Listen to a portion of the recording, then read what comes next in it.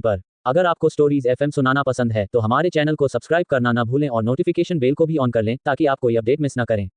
चलिए शुरू करते हैं। Episode 41 the great Kartik Malhotra को जाल में फंसाने की कोशिश। अब आगे राहुल जो अपनी आंखें बंद करके सीट से टिककर आराम से बैठा हुआ था, कुछ सेकंड बाद ही उसे अपने पेट पर कुछ रेंगता हुआ महसूस हुआ। उसने तुरंत अपनी आंखें खोली और देखा कि सामने एक खूबसूरत सी लड़की उसे दिलकश मुस्कान के साथ देखते हुए अपने हाथ को उसके एब्स पर फिरा रही थी। हड़बड़ी के चक्कर में राहुल के बाथरोब के नोट ढीले हो गए थे, जिस वजह से उसका चेस्ट और एब्स साफ साफ दिखने लगा था। राहुल ने तुरंत ही उसका हाथ पकड़कर उसे अपने करीब खींच लिया, जिससे वह लड़की सीधे राहुल की बाहों में गिर गई। राहुल उसके बालों को पीछे करते हुए बोला, हे बेब्स, क्या तुम जानती हो कि तुम क्या कर रही हो? वह लड़की अपनी नशीली आंखों से राहुल को देख रही थी। राहुल की बात सुनकर वह अपनी लड़खड़ाती आवाज में बोली, ऑफ कोर्स आई नो कि मैं क्या कर रही हूँ। मैं तुम्हें सेड्यूस करने की कोशिश कर रही हूँ। ये कहकर वह लड़की राहुल के गालों को बहुत ही सेडिक्टिव तरीके से टच करने लगी। उसके ऐसा करने से राहुल की बॉडी में मूवमेंट होने लगी। वह उस लड़की के बालों को पीछे से पकड़ते हुए अपनी नशीली आवाज में बोला, क्या तुम सच में चाहती हो कि मैं यहीं पर तुम्हारे साथ ऐसा करूं? ये सुनकर वह लड़की राहुल को स्माइल करते हुए देखने लगी। राहुल अपनी बात जारी रखते हुए बोला, बाय द वे, मैं तुम्हें नहीं जानता हूं, लेकिन तुम मुझे सेड्यूस करने की कोशिश कर रही हो। तुम्हारी मेहनत को जाया नहीं जाने देना चाहता, तो हम कंटिन्यू करें।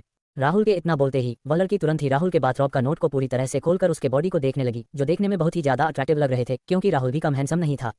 वह लड़की बिना वक्त गवाए अपने होठों को उसके सीने पर रखकर उसे बहुत ही मदहोशी से किस करने लगी। फिर क्या था, राहुल भी उसका साथ देने लगा। राहुल और वह लड़की दोनों इस वक्त नशे में चूर थे और एक दूसरे के साथ बहुत ही वाइल्ड तरीके से कर रहे थे। थोड़ी ही देर में गाड़ी में सिर्फ दोनों की सिसकियां ही गूंज रही थीं। उन्हें बाहर की दुनिया से कोई लेना देना नहीं था, वे तो बस आपस में एक दूसरे के साथ लगे हुए थे। वहीं दूसरी तरफ वहीं ईवा बड़ी आस भरी नजरों से कार्तिक को देख रही थी कि वह उसे अपने घर जाने दे, लेकिन कार्तिक उसे छोड़ने को तैयार नहीं था। वह ईवा के गालों को सहलाते हुए हल्के से मुस्कुराते हुए बोला, तुम चिंता मत करो, मैं ससुर जी को खबर पहुंचा दूंगा कि उनकी बेटी मेरे पास है। इतना तो विश्वास वे करते हैं अपने जमाई पर कि तुम्हें मेरे साथ छोड़ सकते हैं। राइट, वैसे भी मेरे ससुर चाहते हैं कि उनकी बेटी उनके दामाद के आसपास रहे और उन्हें शादी के लिए पटाए। तो उन्हें तो और खुशी होगी कि तुम मेरे साथ हो। मैं सही कह रहा हूं ना लिटिल गर्ल? उसकी बातें सुनकर ईवा की आंखें हैरानी से बड़ी हो गईं। उसने तुरंत अपना सिर उसकी गर्दन में छुपा लिया और उसके सीने पर मारते हुए बोली, क्या आपने सब सुन लिया था? आप कितने दुष्ट हैं, ऐसे ही किसी की पर्सनल बातें नहीं सुनते हैं। कार्तिक उसे अपनी बाहों में भरते हुए बोला, बिल्कुल नहीं, मैंने तुम्हारी कोई बात नहीं सुनी। क्या तुमने देखा नहीं कि मैं तुमसे बहुत दूर बैठा हुआ था? वह तो मैं तुम्हारे लिप्स मूवमेंट से समझ गया कि तुम और तुम्हारे पापा मिलकर द कार्तिक मल्होत्रा को अपने जाल में फंसाने की प्लानिंग कर रहे थे। ये सुनकर ईवा को समझ नहीं आ रहा था कि वह क्या बोले, तो वह गुस्से में बोली, मुझे आपसे बात नहीं करनी है। इस पर कार्तिक तुरंत बोला, हाँ, मैंने कब कहा कि तुम मुझसे बात करो? ईवा ने कुछ भी नहीं कहा और अपनी पकड़ उस पर कस दी। वहीं तनिष्क जो ड्राइव कर रहा था, कार्तिक की बात सुनकर हैरान, वो भी हैरान था। उसे नहीं पता था कि उसके प्रेसिडेंट को यह बात पता है। हालांकि उसे यह बात पता थी, लेकिन उसने कार्तिक को नहीं बताई क्योंकि वह चाहता था कि ईवा कार्तिक की जिंदगी में आए। लेकिन वह कैसे उम्मीद कर सकता है कि उसके बॉस को यह बात नहीं पता होगी? तभी तो वह द ग्रेट कार्तिक मल्होत्रा है, उन्हें हर चीज़ की खबर होती है। वहीं दूसरी तरफ रूहान की गाड़ी आकर रूहानी के घर के बाहर रुकी। रूहानी ने तुरंत गाड़ी का गेट खोलकर उसकी तरफ देखते हुए कहा, थैंक यू सर। इतना कहकर वह तुरंत घर के अंदर चली गई। ये देखकर रूहान का मुंह बन गया। वह अपने हाथ जोड़कर भगवान से रिक्वेस्ट करते हुए बोला, हे कान्हा जी, कब मेरी प्यार की नया पानी में तरेगी? ये तो मुझे बिल्कुल भाव नहीं देती है और मैं इसके पीछे मजनू बना फिर रहा हूँ। अरे कोई तो रास्ता दिखा दो। उसने इतना ही कहा था कि तभी उसके साइड वाले मिरर को किसी के नॉक किया। ये देखकर वह तुरंत बोला, आपने इतनी जल्दी मुझे रास्ता दिखा दिया। इतना हक कहकर उसने मिरर नीचे किया तो सामने वीर अपने चेहरे पर मुस्कुराहट लिए खड़ा हुआ था। ये देखकर उसने उसके बालों पर हाथ फेरते हुए बोला, हे चैम्प, तुम इतनी रात को बाहर क्या कर रहे हो? भैया, मैं दोस्तों के साथ पार्क में खेलने गया था। क्या आप दीदी को घर छोड़ने आए हो? उसकी बात सुनकर रूहान ने अपना सिर हाँ में हिला दिया। वीर तुरंत ही 2 कदम पीछे हटकर बोला, तो जल्दी से बाहर आओ। मम्मा से मिल लीजिए चलकर, और आपको पता है मम्मा ने बहुत ही टेस्टी खाना बनाया है। आज आप खाओगे ना तो बस खाते ही रह जाओगे। रूहान का मन तो कर रहा था कि वह चला जाए, लेकिन पिछली बार की तरह वह रूहानी को गुस्सा नहीं दिलाना चाहता था। इसी वजह से उसने मना करते हुए कहा, नहीं चैम्प, किसी दिन और आऊंगा, अभी कुछ काम है मुझे। लेकिन वीर अपनी जिद पर आ गया तो रूहान को हार मानकर उसके साथ जाना पड़ा। वहीं रूहानी जो अंदर सोफे पर बैठी अपनी माँ से बात कर रही थी, वीर तुरंत रूहान का हाथ पकड़कर अंदर लाते हुए खुशी से कहा, मम्मा देखो, मैं भैया को ले आया। ये दीदी को छोड़ने आए थे और दीदी ने इन्हें अंदर बुलाया भी नहीं। देखो मैं कितना संस्कारी बच्चा हूँ, भैया को थैंक यू बोलने के लिए मैंने उन्हें इन्वाइट कर लिया। फिर मुंह बनाकर रूहान की तरफ देखते हुए बोला, भैया तो अभी नहीं रहे थे, वह तो मैंने जबरदस्ती लेकर आया। मुझे पता है भैया को ना दीदी ने ही डराया धमकाया होगा, तभी वह अंदर आने के लिए मना कर रहे थे, जैसे वह हमेशा मुझे डराती रहती है। ये कहकर वह गुस्से से रूहानी को देखने लगा। वहीं रूहानी को भी उस पर बहुत तेज गुस्सा आ रहा था। वह तुरंत ही अपना बैग उठाकर वहां से जाते हुए बोली, मैं बहुत थक गई हूँ, मुझे भूख नहीं है। इतना कहकर वह चली गई। रूहान ने आगे बढ़कर रूहानी की मम्मी के पैर छुए, फिर अफसोस से बोला, सॉरी आंटी, मुझे नहीं पता था मेरे आने से वह गुस्सा हो जाएगी। आप लोग डिनर कीजिए, मुझे भी वैसे कुछ काम है। वो तो वीर ने जिद किया तो मैं आ गया। रूहानी की मम्मी को रूहानी की इस हरकत से बहुत ही शर्मिंदगी महसूस हो रही थी। वह तुरंत ही बोली, अरे नहीं नहीं बेटा, वह थक गई होगी, इसी वजह से ऐसा बोल रही है। फिर उन्होंने उसे पकड़कर डाइनिंग टेबल में बिठाया और उसके सामने प्लेट में खाना परोसते हुए बोली, हमारे घर में मेहमान को कभी भूखा नहीं जाने दिया जाता है। फिर वीर की तारीफ देख बोली, अंडरस्को, मेरा समझदार बेटा, आजकल ज्यादा समझदारी वाली चीजें करने लगे हो। अपनी माँ की बात सुनकर वीर अकड़कर चेयर पर बैठ गया। ऐसा दिख रहा था जैसे कि उसे समझदार इस घर में कोई नहीं है। ये देखकर रूहान और रेखा जी दोनों हंसने लगे। रूहान उसके सिर पर मारते हुए बोला, नौटंकी बाज कहीं का। उन दोनों को हंसते देख वीर का मुंह बन गया। उसे समझ में आ गया कि वे दोनों उसका मजाक उड़ा रहे हैं। गुस्से से बोला, मैं आप लोगों से बात नहीं करूंगा। फिर वो अपना खाना खाने लगा। रोहान रेखा जी को देखकर बोला, आंटी आप भी बैठकर खाना खाए। ये कहकर उसने एक प्लेट में खाना परोसकर रेखा जी के सामने रख दिया। रेखा जी भी मुस्कुराते हुए उसे देखने लगीं। फिर कुछ सोचकर रोहान से बोली, बेटा उसकी बातों का बुरा नहीं मानना। क्या है ना, घर की सारी जिम्मेदारी उसके ऊपर है, तभी वह कभी कभी ऐसे ही बिहेव करने लगती है। वीर के पापा जब से हमें छोड़कर गए हैं तब से वह अपने सपनों को छोड़कर हमारी जिम्मेदारी उठाती है। इस 19 साल की उम्र में भी उसने बहुत कुछ देख लिया है। वह बस दिन रात मेहनत करती है हमारे लिए। पता है बेटा, वह छोटी उम्र में ही इतनी समझदार हो गई है। अपने लिए कुछ भी ना करके सिर्फ हमारे बारे में सोचती है और अपने छोटे से भाई के बारे में, जिसे वह अच्छे से पढ़ा लिखा कर बड़ा आदमी बनाना चाहती है ताकि उसे अपनी तरह कभी अपने सपने छोड़ने ना पड़े। ये सब कहते कहते रेखा जी की आंखों में आंसू आ गए। वह अपनी आंखों में आए आंसुओं को पोंछते हुए बोली, मैं अपनी नटखट और शैतान रूहानी को देखने के लिए तरस गई हूँ। वह हमारे सामने हमेशा खुश रहती है, लेकिन मुझे पता है कि वह अपने पापा को बहुत मिस करती है। इवा ही है जो उसके बहुत ही ज्यादा करीब है और इकलौती दोस्त है। वह कभी भी अपनी प्रॉब्लम उसके सामने शेयर नहीं करती क्योंकि उसे डर है कि उनकी दोस्ती खराब हो जाएगी और इवा को यह ना लगे कि वह पैसों के लिए उसकी दोस्त बनी है। रूहानी के बारे में ये सब सुनकर रूहान को उससे और शिद्दत वाला प्यार होने लगा। उसने खुद से कहा, मैं उस वक्त तो नहीं था तुम्हारा दुख बांटने के लिए, लेकिन अब मैं तुम्हें कोई दुख नहीं होने दूंगा। तुम्हारे कदमों में सारी दुनिया की खुशियां लाकर रख दूंगा और यह मेरा वादा है। रूहान अपने ख्यालों में गुम था। रेखा जी की बात सुनकर वह होश में आया। बेटा खाना खाओ, ठंडा हो रहा है। मैं भी पता नहीं कौन सी बातें लेकर बैठ गई। रूहान ने उन्हें एक स्माइल दी और नाश्ता करने लगा। तीनों लोगों ने नाश्ता किया। रूहान ने एक नज़र रूहानी के रूम की तरफ डाली, फिर रेखा जी और वीर को बाय बोलकर चला गया। रेखा जी ने एक प्लेट में नाश्ता लगाया और रूहानी के रूम की तरफ बढ़ गई। वहीं दूसरी तरफ हिल विला, कार्तिक की गाड़ी आकर विला के बाहर रुकी। उसने अपना सिर नीचे करके ईवा को देखा जो उससे चिपकी हुई थी। वह उसे वैसे ही गोद में लिए ही गाड़ी से उतरा और विला के अंदर चला गया। वह रूम में जाकर ईवा को बेड पर पटक दिया, जिससे ईवा की चीख निकल गई। वह तुरंत ही उठकर अपनी कमर में हाथ रखकर बोली, हाँ मॉन्स्टर, आपको दिख नहीं रहा मैं एक जीती जाती जी इंसान हूँ। आप मुझे किसी सामान की तरह ऐसे ही बेड पर कैसे फेंक सकते हैं? आपको पता है मुझे कितनी तेज लगी है? ये सुनकर कार्तिक अपना हाथ बांधते हुए बोला, क्या सच में तुम्हें लगी है? इस बेड पर तुम ऊपर से कूदोगी तब भी तुम्हें एक खरोच तक नहीं आएगी। उसे घूरते हुए कार्तिक बाथरूम के अंदर चला गया। वहीं ईवा गुस्से से बेड पर बैठकर बाथरूम के गेट की तरफ ही देख रही थी। थोड़ी देर बाद कार्तिक फ्रेश होकर बाहर आया और तुरंत चेंजिंग रूम में जाकर अपने कपड़े बदलने लगा। उसने एक सिंपल सी व्हाइट शर्ट और ब्लैक कलर का लोअर पहना और उसके बाल इस वक्त बिल्कुल बिखरे हुए थे, जिसमें वह बहुत ही हैंडसम और गुड लुकिंग लग रहा था। ईवा ने जैसे ही उसे देखा वह तो अपना मुंह खोले बस कार्तिक को ही देखती रह गई। उसका रिएक्शन देखकर कार्तिक के चेहरे पर स्माइल आ गई। वह उसके पास जाकर उसके चेहरे के करीब आकर उसकी आंखों में देखते हुए बोला, लिटिल गर्ल जाकर फ्रेश हो जाओ, अभी तुम्हें अपनी पनिशमेंट भी तो भुगतनी है। उसके बाद तुम मुझे आराम से देख सकती हो, इवन तुम मुझे छू भी सकती हो, मैं कुछ नहीं कहूंगा। उसकी बातें सुनकर ईवा हड़बड़ा गई। वह अपनी नजरें इधर उधर करते हुए बोली, आप इतने भी हैंडसम नहीं है कि मैं आपको देखूंगी। आपसे ज्यादा हैंडसम तो मेरे घर के आसपास लोग रहते हैं। उसकी बातें सुनकर कार्तिक उसे गुस्से से देखने लगा। फिर उसके गालों को पकड़कर अपनी तरफ घुमाया और अपने दांत पीसते हुए बोला, क्या तुम चाहती हो कि मैं तुम्हारी पनिशमेंट और बढ़ा दूं? ये सुनकर ईवा तुरंत अपना सिर नामे हिलाने लगी। तो कार्तिक उसके गालों को दबाते हुए बोला, अगली बार मेरे सामने किसी और को हैंडसम बोलने की हिम्मत मत करना, वरना तुम्हारी जुबान काट दूंगा। उसके ऐसा कहते ही ईवा ने तुरंत ही उसका हाथ झटक कर अपना मुंह बंद कर लिया। वह ऐसे रिएक्ट करने लगी थी जैसे कार्तिक सच में उसकी जुबान काटने जा रहा हो। उसका रिएक्शन देखकर कार्तिक के चेहरे पर एक डेविल स्माइल आ गई। फिर कार्तिक अपना फोन और लैपटॉप लेकर सोफे की तरफ बढ़ गया। उस पर बैठकर अपने लैपटॉप पर काम करते हुए उसने ईवा को बिना देखे कहा, लिटिल गर्ल जाकर कपड़े चेंज करो। क्या तुम चाहती हो कि मैं तुम्हें इन कपड़ों में पनिशमेंट दूं? वैसे ही मुझे कोई प्रॉब्लम नहीं है। उसकी बातें सुनकर ईवा का मन कर रहा था कि वह कार्तिक का सिर फोड़ दे। जब ईवा बेड से नहीं उठी तो कार्तिक उसकी तरफ घूरते हुए बोला, ठीक है तुम यही चाहती हो तो यही सही। उसके ऐसा कहते ही ईवा तुरंत बेड से नीचे कूद गई और हड़बड़ाते हुए बोली, जा रही हूँ ना। जब देखो तब गुस्सा नाक पर हो बैठा रहता है। आप तो हमेशा डेविल के अवतार में ही रहते हैं। कभी किसी से प्यार से बात किया करें, देखना आपको बहुत अच्छा लगेगा। ये सुनकर कार्तिक ने कहा, लिटिल गर्ल। ईवा तुरंत ही बाथरूम के अंदर भाग गई, पर कुछ सेकंड बाद ही उसने हल्का सा गेट खोलकर अपना सिर निकालकर कार्तिक को देखते हुए कहा, पर मैं पहनूंगी क्या? यहाँ पर तो कुछ भी नहीं है। चेंजिंग रूम में तुम्हारे लिए कपड़े रखे हैं, जाकर पहन लेना। उसके सुनते ही ईवा ने तुरंत ही तेज आवाज के साथ बाथरूम का गेट बंद कर दिया। कार्तिक अपने सिर को नामे हिलाते हुए बोला, बेवकूफ लड़की। कुछ दूर बाद कार्तिक ने टाइम देखा तो ईवा को बाथरूम के गए 1 घंटा हो गया था। ये देखकर उसकी माथे पर सिकन आ गई। एपिसोड 42 ईवा का हाल बेहाल और कार्तिक द रियल मॉन्स्टर। अब आगे बहुत देर तक ईवा बाथरूम से वापस नहीं आई तो कार्तिक को अब उसकी फिक्र होने लगी थी। वह तुरंत ही सोफे से उठकर बाथरूम के गेट को नॉक करते हुए तेज आवाज में बोला, लिटिल गर्ल बाहर आओ। तुम इतनी देर से क्या कर रही हो? तुम्हें क्या लगता है अंदर छुप के बैठने से तुम्हें सजा नहीं मिलेगा? लेकिन अंदर से कोई भी आवाज नहीं आ रही थी। ये देखकर कार्तिक गुस्से से बोला, little girl I said open the door. फिर भी अंदर से कोई भी आवाज नहीं आई। ये देखकर कार्तिक अपने माथे को सहलाते हुए गुस्से से गेट को खटखटाने लगा। फिर बेड के पास आकर उसने ड्रॉ से एक मास्टर की निकाली और तुरंत ही बाथरूम का गेट खोलकर अंदर गया।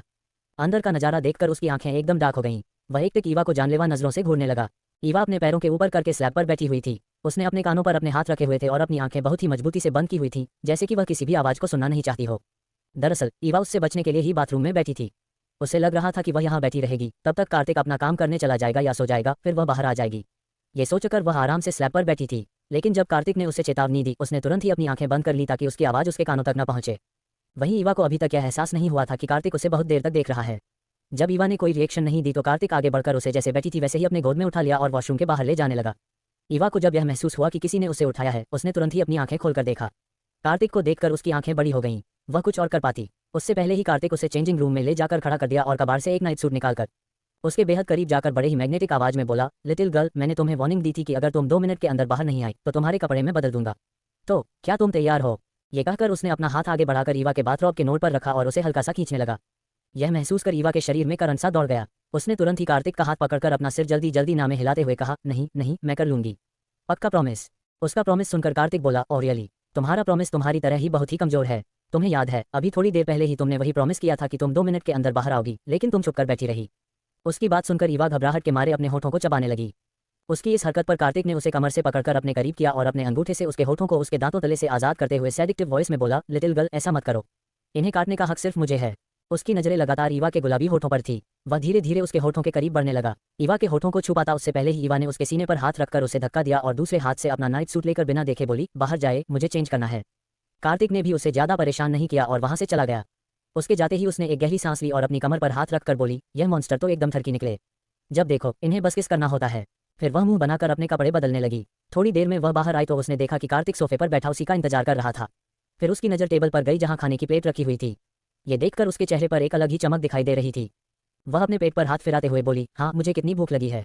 मैंने तो मॉन्स्टर के चक्कर में ध्यान ही नहीं दिया। अगर मैं थोड़ी देर और नहीं खाऊंगी तो पक्का मर ही जाऊंगी। वह तुरंत ही जाकर कार्तिक के बगल में बैठकर अपनी चमकती आंखों से सामने रखी प्लेट में खाना देखने लगी। कार्तिक उसकी आंखों की चमक साफ देख सकता था। वह उसे देखकर वो डेविल स्माइल करने लगा। उसे युवा के अगले रिएक्शन का अभी से पता चल गया। युवा तुरंत ही अपने हाथों को रगड़ते हुए अपने ही होठों पर जीभ फिराकर और जल्दी से प्लेट को हटाया। उसने जैसे ही खाने को देखा उसका चेहरा एकदम रोने जैसा हो गया।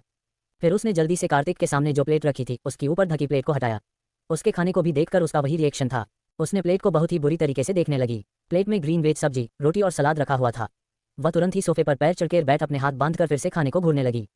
फिर कार्तिक की तरफ देखकर गुस्से से बोली, मुझे यह नहीं खाना है। कार्तिक ने कहा, ओके, मैं तुम्हें फोर्स नहीं करूंगा। वैसे भी तुमने अपनी डिनर डेट एंजॉय तो की थी। वहां तुमने अपनी पसंद की डिशेस पेट भर के खाई ही होंगी, तो अगर तुम अभी खाना नहीं खाओगी तो कोई प्रॉब्लम नहीं होगी। ये सुनकर ईवा गुस्से में अपना मुंह फुला लिया और घूमने लगी। कार्तिक ने प्लेट को अपने करीब किया और खाते हुए बोला, वैसे अगर तुम्हें भूख लगी तो तुम खा सकती हो, क्योंकि खाना तो तुम्हें यही पड़ेगा। मेरे साथ रहकर तुम वह सब नहीं खा सकती हो। और हाँ, मेरे यहाँ एक नियम है कि जिस वक्त जिसे जो खाना मिलता है उसे वही खाना पड़ता है। अगर बाद में भूख लगे तो उसे भूखा ही रहना पड़ता है। फिर उसकी तरफ देखकर बोला, अभी तुम डिसाइड करो तुम्हें खाना है या नहीं, क्योंकि अगर तुम्हें रात को भूख लगी तो तुम्हें भूखे पेट ही सोना पड़ेगा। यहाँ और कुछ भी नहीं मिलेगा खाने के लिए। ये सुनकर ईवा चौंक गई और गुस्से से बोली, क्या आप हिटलर के खानदान से हैं? ऐसे नियम कौन बनाता है? इंसान को जब भूख लगेगी तभी तो खाएगा ना, कोई जबरदस्ती थोड़ी खिला देगा। कार्तिक ने उसे बिना देखे ठंडी आवाज में कहा, rule is rule little girl. ये सुनकर ईवा का मुंह बन गया। उसने ध्यान से खाने को देखा। अब भूख तो लगी थी तो उसने किसी तरह एक रोटी और थोड़ी सब्जी को बहुत ही ध्यान से अलग अलग करने लगी ताकि देख सके कि उसे क्या खाना है। लेकिन उसे खाने जैसा उसमें कुछ भी नहीं मिला। कार्तिक उसकी हरकतों को बहुत ही ध्यान से नोटिस कर रहा था। वह उसे घूरते हुए बोला, ग्रीन दाल, इसमें कोई खजाना नहीं छुपा है। लेकिन उसकी बातों पर ईवा ने कोई रिएक्ट नहीं किया। कार्तिक ने तुरंत उसका हाथ पकड़कर अपनी तरफ खींचा और उसे अपने गोद में बिठा लिया। फिर अपनी प्लेट से एक रोटी और थोड़ी सब्जी उसके मुंह के सामने कर दी। ईवा ने जैसे ही देखा कि कार्तिक उसे खिला रहा है, उसने तुरंत ही उल्टी जैसा मुंह बना लिया। उसके नखरे करते देख कार्तिक ने उसे अपनी बड़ी आंखों से घूरा। उसे देखकर ईवा को डर तो नहीं लगा, लेकिन उसने सोचा कि अगर वह और नखरे करेगी तो कार्तिक उसकी सजा बढ़ा देगा। इसी वजह से उसने बेमन से अपना मुंह खोला। जैसे ही कार्तिक ने उसे खाना खिलाया उसने मुंह बनाया जैसे उसने कोई अजीब चीज खा ली हो। कार्तिक ने अपने हाथों से उसे खाना खिलाया और बीच बीच में खुद भी खा रहा था। बेमन से उसने अपना सारा खाना खत्म किया। कार्तिक ने उसे अपनी गोद से उठाकर सोफे पर बैठाया और हैंड वॉश करने के लिए बाथरूम में चला गया। थोड़ी देर बाद वह आया तो देखा कि ईवा अभी भी सोफे पर ही बैठी है। टेबल पर प्लेट नहीं थी। उसके जाते ही मेड वह प्लेट ले गई थी। कार्तिक बड़े कदमों के साथ उसके पास गया और तुरंत ही उसे सोफे पर लेटाकर उसके ऊपर आ गया। उसने अपना एक हाथ उसकी शर्ट के अंदर डालकर उसकी कमर को बहुत ही संजीदगी से छूने लगा। दूसरे हाथ से वह ईवा के बालों के साथ खेल रहा था। कार्तिक की इस हरकत से ईवा अपनी बड़ी बड़ी आंखों से बार बार पलकें झपकाकर उसे देख रही थी। कार्तिक उसके चेहरे के करीब जाकर उसकी आंखों में देखकर बोला, little girl, it's punishment time. ये कहकर कार्तिक ने अपने होंठ उसके माथे पर रखकर चूमा, फिर उसकी दोनों आंखों को, फिर उसकी नाक और दोनों गालों को। फिर वह ईवा के होठों की तरफ बढ़ने लगा। वह उसके होठों को किस कर पाता उससे पहले ही ईवा ने अपने होठों पर हाथ रख दिया। ये देखकर कार्तिक उसे घूरकर देखने लगा। ईवा जल्दी से बोली, नहीं नहीं, मुझे ये वाली सजा नहीं चाहिए। आप मुझे कोई और सजा दे दो, पर यह वाली नहीं। उसकी ऐसी बातें सुनकर कार्तिक डेविल स्माइल करते हुए बोला, क्या हुआ, बस इतने में ही तुम डर गई? मैंने सोचा था तुम्हें प्यार से पनिशमेंट दूंगा, लेकिन तुम्हें ये पनिशमेंट चाहिए ही नहीं। ठीक है, कोई बात नहीं, तुम जो चाहती हो वही होगा। ये कहकर कार्तिक ने उसके हाथों पर किस किया और उसके ऊपर से हट गया। थोड़ी देर बाद कार्तिक सोफे के हेडरेस्ट पर हाथ टिकाए एक राजा की तरह बैठा था और ईविल स्माइल करते हुए सामने देख रहा था। वहीं उसके सामने ईवा अपने दोनों कानों को पकड़े घुटनों को मोड़कर जमीन पर बैठी हुई थी। वह अपनी कातिलाना आंखों में बेशुमार गुस्सा लिए कार्तिक को देख रही थी। ईवा ने गुस्से से कहा, मॉन्स्टर अंकल, क्या मैं आपको कोई छोटी बच्ची नजर आ रही हूँ जो आप मुझे ऐसे पनिशमेंट दे रहे हो?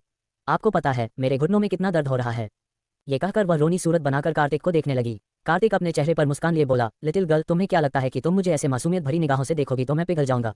बिल्कुल नहीं, ये सजा तुम्हारे लिए ही है। मैं तो तुम्हें सिंपल सजा दे रहा था, लेकिन तुम्हें वह नहीं चाहिए थी। तो अब तुम्हें ये पनिशमेंट पूरी करनी पड़ेगी। तुम्हें ऐसे ही 1 घंटा बैठना होगा। ये सुनकर ईवा ने टाइम देखा, अभी तो उसे बैठे हुए सिर्फ 2 मिनट ही हुए थे और उसके पैरों और हाथों में दर्द होने लगा।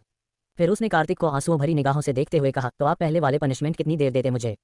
उसकी यह बात सुनकर कार्तिक सोफे से उठा, उसके पास आकर अपना एक घुटना मोड़कर उसके सामने बैठ गया और उसके चिन को हल्के से ऊपर उठाते हुए उसकी आंखों में देखते हुए बोला, वह तो मेरे मूड पर डिपेंड करता है लिटिल गर्ल। हो सकता है 15 मिनट, आधा घंटा, 1 घंटा या पूरी रात भी। उसकी यह बात सुनकर ईवा अपनी सांस रोककर बड़ी आंखें करके उसे देखने लगी। उसका ऐसा रिएक्शन देखकर कार्तिक उसके होठों के करीब जाकर सैडिक्टिव भरी आवाज में बोला, क्या तुम पहले वाला पनिशमेंट लेना चाहती हो? ईवा तुरंत अपना सिर तेजी से नहीं में हिलाने लगी। गुड, इतना कहकर कार्तिक फिर से सोफे पर जाकर किसी राजा की तरह बैठ गया। इस 1 घंटे में ईवा के सब्र का बांध टूट चुका था। वह बार बार कभी कार्तिक को देखती थी तो कभी घड़ी को। वक्त उसके लिए थमसा गया था। बीच बीच में ईवा कार्तिक से कहती कि वह जाकर अपना काम कर ले, वह अच्छे से पनिशमेंट पूरी कर लेगी। लेकिन कार्तिक उसकी चालाकियों को अच्छे से समझ रहा था और वहां से टस से मज नहीं हुआ। जैसे ही 1 घंटा पूरा हुआ, ईवा तुरंत ही जमीन पर लेट गई। जब वह अपना पैर सीधा करने लगी तो इतनी देर बैठने की वजह से उसका पैर सीधा ही नहीं हो रहा था। ये देखकर वह रोने लगी। वह अपना पैर पकड़कर रोते हुए कार्तिक को देखकर गुस्से से बोली, देखा, ये सब आपकी वजह से हो रहा है।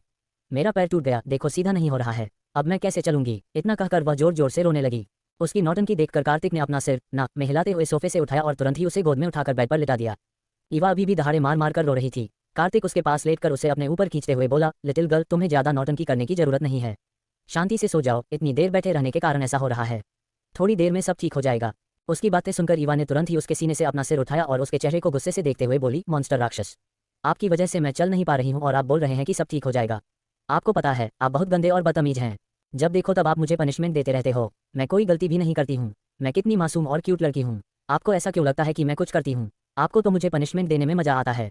देखना, मैं तुम्हें किसी दिन दूर चली जाऊंगी ना, फिर देते रहना जिसको पनिशमेंट देना है।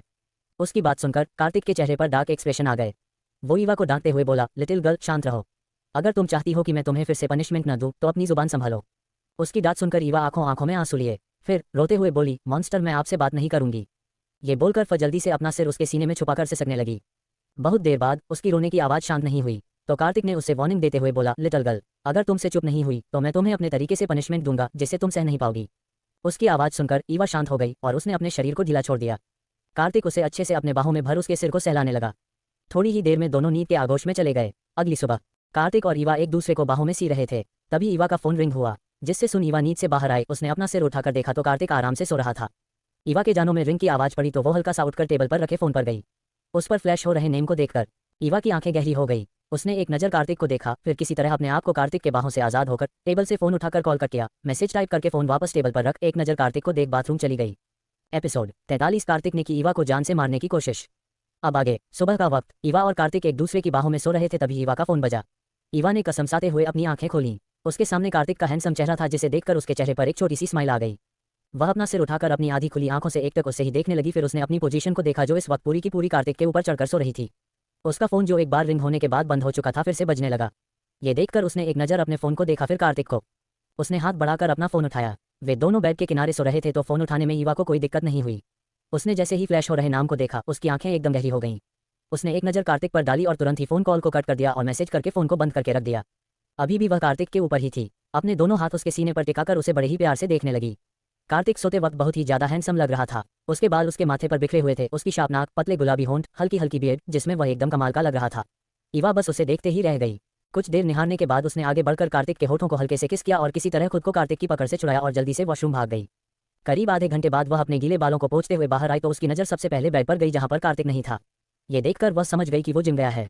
ईवा ने बेड के पास जाकर अपना फोन लिया। तुरंत बालकनी में जाकर रेलिंग के सहारे खड़ी होकर बाहर का नजारा देखते हुए उसने फोन कॉल किया। दूसरी तरफ से फोन उठते ही बिना उसे बोलने का मौका दिए ईवा उस पर भड़कते हुए बोली, are you out of mind? मैंने कितनी बार कहा है कि जब तक कोई बड़ी वजह ना हो मुझे कभी फोन कॉल मत करना। लगता है तुम्हें मेरी बात समझ में नहीं आती है। तभी उधर से एक लड़के की आवाज आई जो ईवा के गुस्से से डर गया था। वह हकलाते हुए बोला, सॉरी मैडम, जरूरी काम था इसी वजह से इतनी सुबह फोन करना पड़ा। ईवा रोबदार आवाज में बोली, ठीक है बोलो, अगर मुझे ऐसा लगा कि कोई बड़ी बात नहीं है तो तुम लोग समझ लेना कि मैं तुम्हारे साथ क्या करती हूँ। उधर से लड़के ने ईवा को कुछ बताया जिससे सुनकर ईवा बोली, ठीक है मैं देख लूंगी। इतना कहकर उसने फोन कॉल कट कर दिया। वह फोन कॉल कट करके फोन को वहीं रखे टेबल पर रख दिया और अपने दोनों हाथ रेलिंग पर टिकाकर बाहर के खूबसूरत नजारे को देखते हुए अपनी आंखें बंद की और एक लंबी सांस लेकर खुद को रिलैक्स करने लगी। इस वक्त ईवा के एक्सप्रेशन बिल्कुल डार्क थे। वह मासूम क्यूट ईवा बिल्कुल नहीं लग रही थी जो वह सभी के सामने रहती है। वह अपनी आंखें बंद करके कुछ सोच रही थी, तभी उसने अपनी कमर पर किसी का हाथ महसूस किया और अपनी गर्दन पर किसी के गर्म सांसें। उसकी खुशबू से ही ईवा पहचान गई कि कौन है। उसने अपने आप को बिल्कुल ढीला छोड़ दिया और अपने सिर को उसके सीने से टिका दिया। तभी उसे अपने कानों में एक मैग्नेटिक आवाज सुनाई दी, लिटिल गर्ल तुम यहाँ क्या कर रही हो। ईवा ने उसके सवाल का कोई जवाब नहीं दिया। वह उसकी तरफ घूमकर अपने हाथों को उसकी कमर के चारों तरफ लपेट लिया और अपना चेहरा उसके सीने में छुपाकर उसे बहुत ही ज्यादा टाइटली हग कर लिया। कार्तिक को यह थोड़ा अजीब लगा क्योंकि ईवा हमेशा उसके सामने हंसती मुस्कुराती और शरारती करती आई है। उसका इतना शांत रहना उसे समझ नहीं आ रहा था। वह ईवा के सिर को सहलाते हुए बोला, लिटिल गर्ल मैंने अभी शावर नहीं लिया है, मैं अभी जिम करके आया हूँ और तुम मुझसे ऐसे चिपकी हुई हो। अगर तुम्हें रोमांस करना है तो थोड़ी देर वेट कर लो, मैं शावर लेकर आता हूँ, उसके बाद हम कंटिन्यू करेंगे। या फिर अगर तुम चाहती हो तो हम बाथरूम रोमांस भी कर सकते हैं, दोनों में भी मैं कंफर्टेबल रहूंगा। ईवा ने अपने आप को रिलैक्स किया और उसके सीने पर मारते हुए झूठा गुस्सा करते हुए बोली, आप कितने बेशर्म हो, जब देखो तब आपको रोमांस करना होता है। मैं आपको बता रही हूँ शादी से पहले आप मेरे साथ ऐसा कुछ नहीं कर सकते, वरना मैं आपको मार मार के भरता बना दूंगी। फिर तुरंत उसे धक्का देकर चेयर पर रखे टॉवल को उठाया और अपना हाथ साफ हुए बोली, यह आपने क्या कर दिया। मैं अभी शावर लेकर आई थी, आपने मुझे पूरा पसीना पसीना कर दिया। फिर अपनी कमर पर हाथ रखकर ईवा अपना सिर उठाकर कुछ बोलने ही जा रही थी कि कार्तिक को देखकर उसने अपनी आंखें बड़ी करके मुंह खोले हुए उसकी बॉडी को ही देखने लगी। कार्तिक ने सिर्फ लोअर पहना हुआ था, उसकी अपर बॉडी बिल्कुल नेकेड थी। उसकी मस्कुलर चेस्ट, डोले शोले और उसके 8 पैक्स को देखकर ईवा तो होश खो बैठी। जिम करने की वजह से उसकी बॉडी पसीने से भीगी हुई थी, उसके बालों से पसीना बहते हुए नीचे की तरफ जा रहा था और लोअर में कहीं गुम हो जाता। इस वक्त बाहर हल्की हल्की लाली छाई हुई थी, जिससे कार्तिक के शरीर पर पसीने की बूंदें किसी मोती की तरह चमक रही थीं। ईवा बिना पलक झपकाए उसे देख रही थी। उसका रिएक्शन देखकर कार्तिक को अपने ऊपर बहुत ही प्राउड हो रहा था। उसका जिम जाना वेस्ट नहीं हुआ। फ्लैशबैक, दरअसल कार्तिक जब जिम करके तुरंत ही रूम के अंदर आया तो उसने ईवा को कहीं भी नहीं देखा। उसे लगा कि ईवा बालकनी एरिया में होगी। उसने बालकनी की ओर देखा और वहां ईवा को देखकर गेट से टेक लगाकर खड़ा होकर उसे देखने लगा।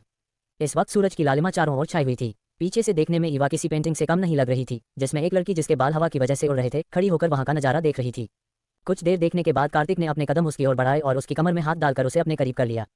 फ्लैशबैक एंड तारांकन, कार्तिक उसके पास जाकर उसके दोनों साइड रेलिंग पर अपने हाथ टिकाता है। अब ईवा पूरी तरह से दोनों साइड से लॉक हो गई थी। उसे कोई होश नहीं था कि कार्तिक उसके कितने करीब है।